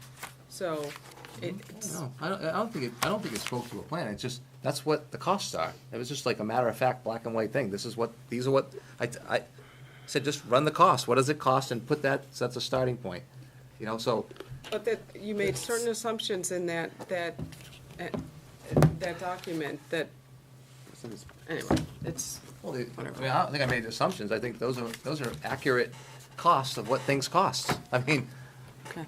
if you lose revenue, you lose revenue. If you gain revenue, you gain revenue. We lose $42,000 in revenue from the loss of the rental of the SAU, where 77% of it goes back to us. It's not a loss of $42,000. Well, those are conversations, that's why I asked you, I think the business administrator should be, that's why I said you'll invite him. That and I is know what you- the budget said. I know, I didn't make the assumptions. I said, run the costs. And those explanations you will get when you take an opportunity to speak to the business administrator about it. So I guess to make it a quick summary is we shouldn't be posting stuff unless it's been requested. I guess. Correct. Keep it simple. It should all go through the chair, right? Did That that would be get her. posted Chair of what? publicly? Chair of the Or did board that or just chair? get sent to the committee members? I believe it was It's public. all publicly. What was it? Yeah, it's posted on their website, which is a public site. And So my only concern typically, and even for anything for this board, is that before something gets posted publicly, it comes through the board, so the board has an opportunity to discuss. So that would be my only concern going forward, and we talked a little bit about that at the withdrawal committee meeting last night, was that any information that we were requesting would be funneled similarly to what we do here before it get posted to the SharePoint site publicly. So you don't want anything posted until the board sees it?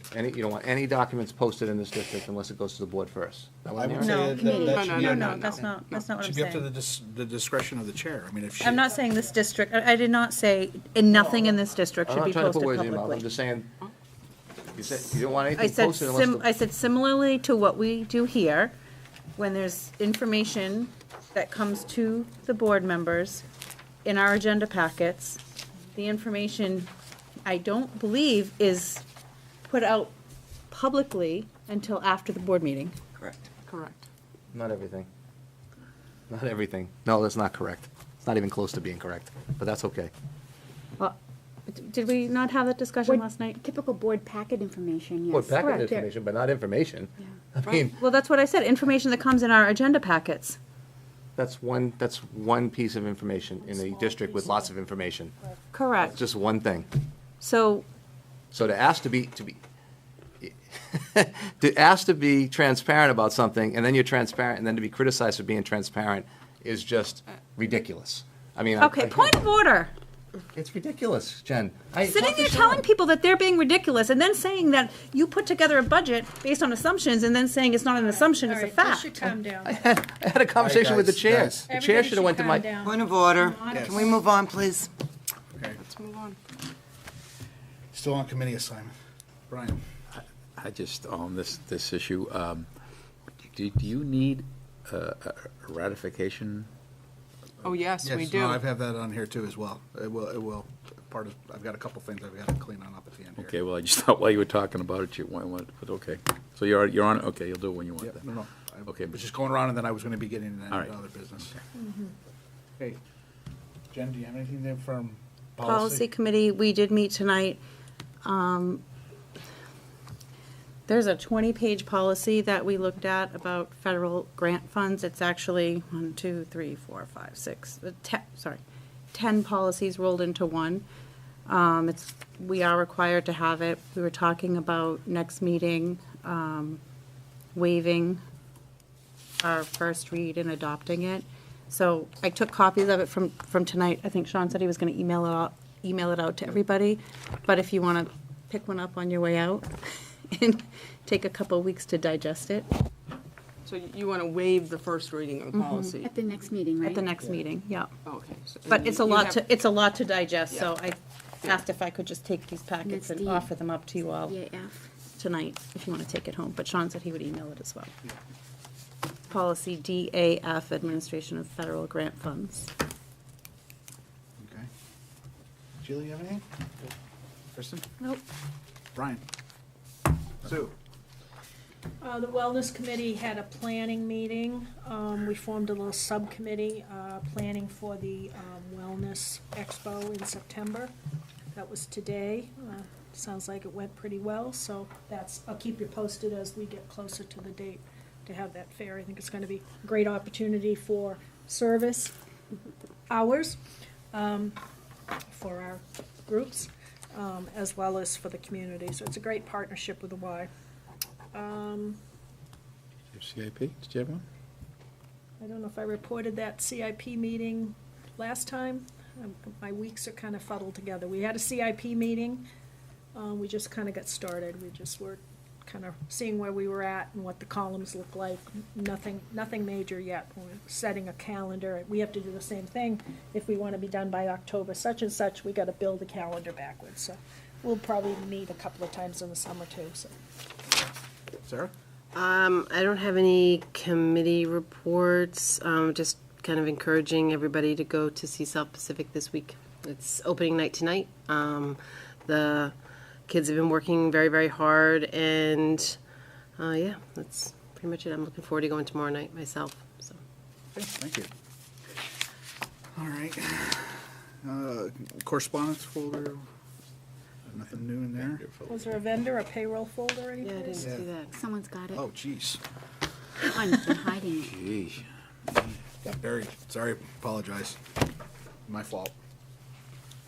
For other business, a couple things. Is we had to, with this SAU withdrawal study committee, they were going to need special legal counsel if they needed to have any kinds of inquiry. Our firm, I talked to our attorney, Mr. O'Shaughnessy, and their firm, even though I know that several board members had talked to me about, hopefully we could get Mr. Upton, who is with the same firm as Drummond Woodson. Well, that's where he is at, along with Mr. O'Shaughnessy. And since Mr. O'Shaughnessy is the SAU legal counsel, Timberlane, and for Hampstead, is that he, of course, would have to, set aside and would not be able to do a conflict. They also have internally that inside their firm, they actually went and discussed it, and they would still have internal policies, so he couldn't even be part of that. So I asked him if he could recommend somebody for us to utilize. This firm that he suggested at Sulloway and Hollis.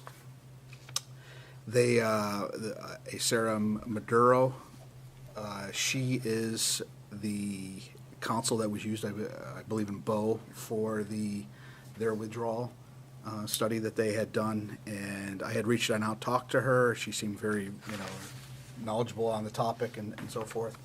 I do have an engagement letter here that's for this. Dr. Farrer had also had spoken with her, sort of as at my discretion to tell her, knowing that Dr. Farrer was going to be part of the withdrawal committee at that time. And with that, I also then turned around and with this engagement letter, I had actually reached out and talked to Kristen as well to look at it, and it's basically a lot of, I don't know, put words in your mouth, but just normal boilerplate legal stuff, rates and so forth. And, I wanted to bring it back here for this board so that I could have the authority to engage this law firm on their behalf. Sue? Yeah, so this firm, you said did participate in the Bow withdrawal? Yes. I'll make a motion. What do you need, a motion? Just a motion for me Approve the engagement. to sign the engagement letter.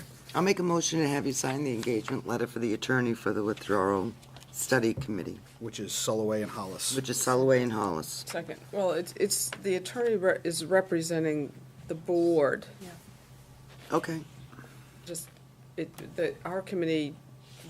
How do you want me to phrase it? Representing, No, it's representing Timberlane for the withdrawal study. representing the board For the and board. or the district, or both, Both. representing the district. Board and the district, I guess that's, you say both. Both, that's it. Both. Yep. Okay. I'll second the motion. Motion made by Sheila, seconded by Brian. Is there any other further discussion? Not, call for a vote. All those in favor? All those opposed? Motion unanimous. Do that later. I gotta deal with after that. Yeah, the other thing that came on up is, I believe, Do the ballpark on costs so I can get a purchase order set up? pardon? The ballpark on costs so I can get a purchase order? Yeah, it's all here in here. Oh, thank you. It's all outlined. Just lost my train of thought there. What happened was, well, not what happened, is there's some people that are questioning the chair's authority relative to committee appointments. We have a policy that the chair assigns for committees.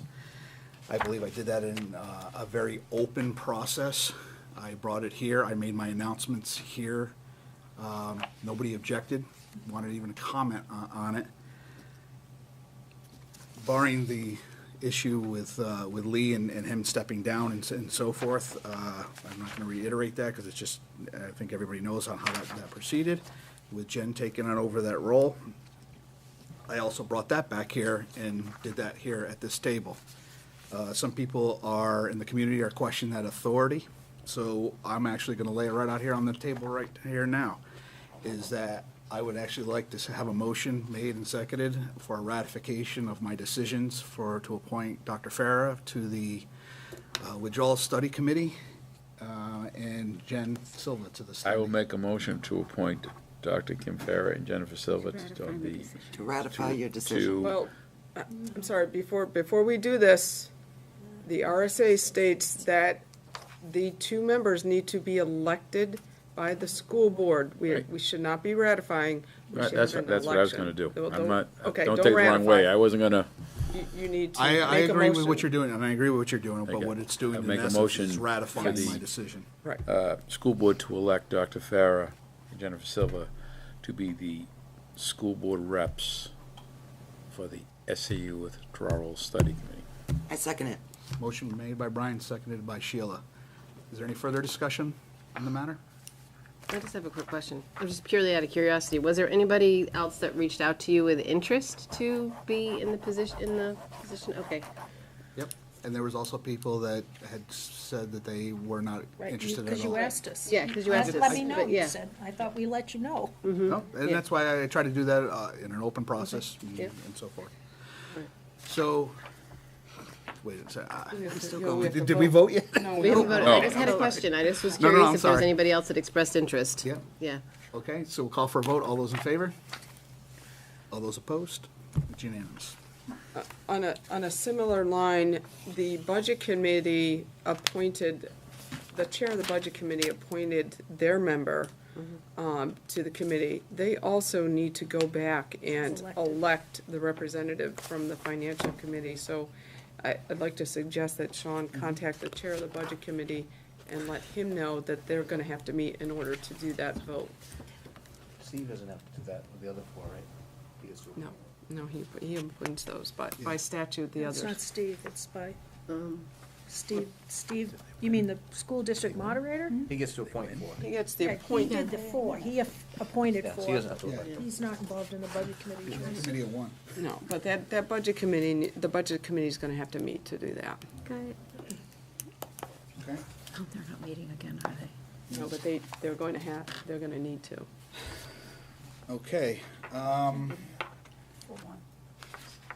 Is there anything else to come before the school board? I know we got this, this executive summary regarding the bond. You know, if you start to look at this, well, it's not quite what I expected, but we need to devote some time here to. I agree. We do. We need a workshop, and we need, Session to do that. and we need a workshop or something to do the school board goals soon, very soon. I mean, we can, Why don't we we can make do them at the a same workshop time. where we can do take, both. we do both? Bond and goals. Yeah. Except, well, the bond, though, we need, Tom. we need some, Well- somebody to do this. There's also the time work back that we asked for.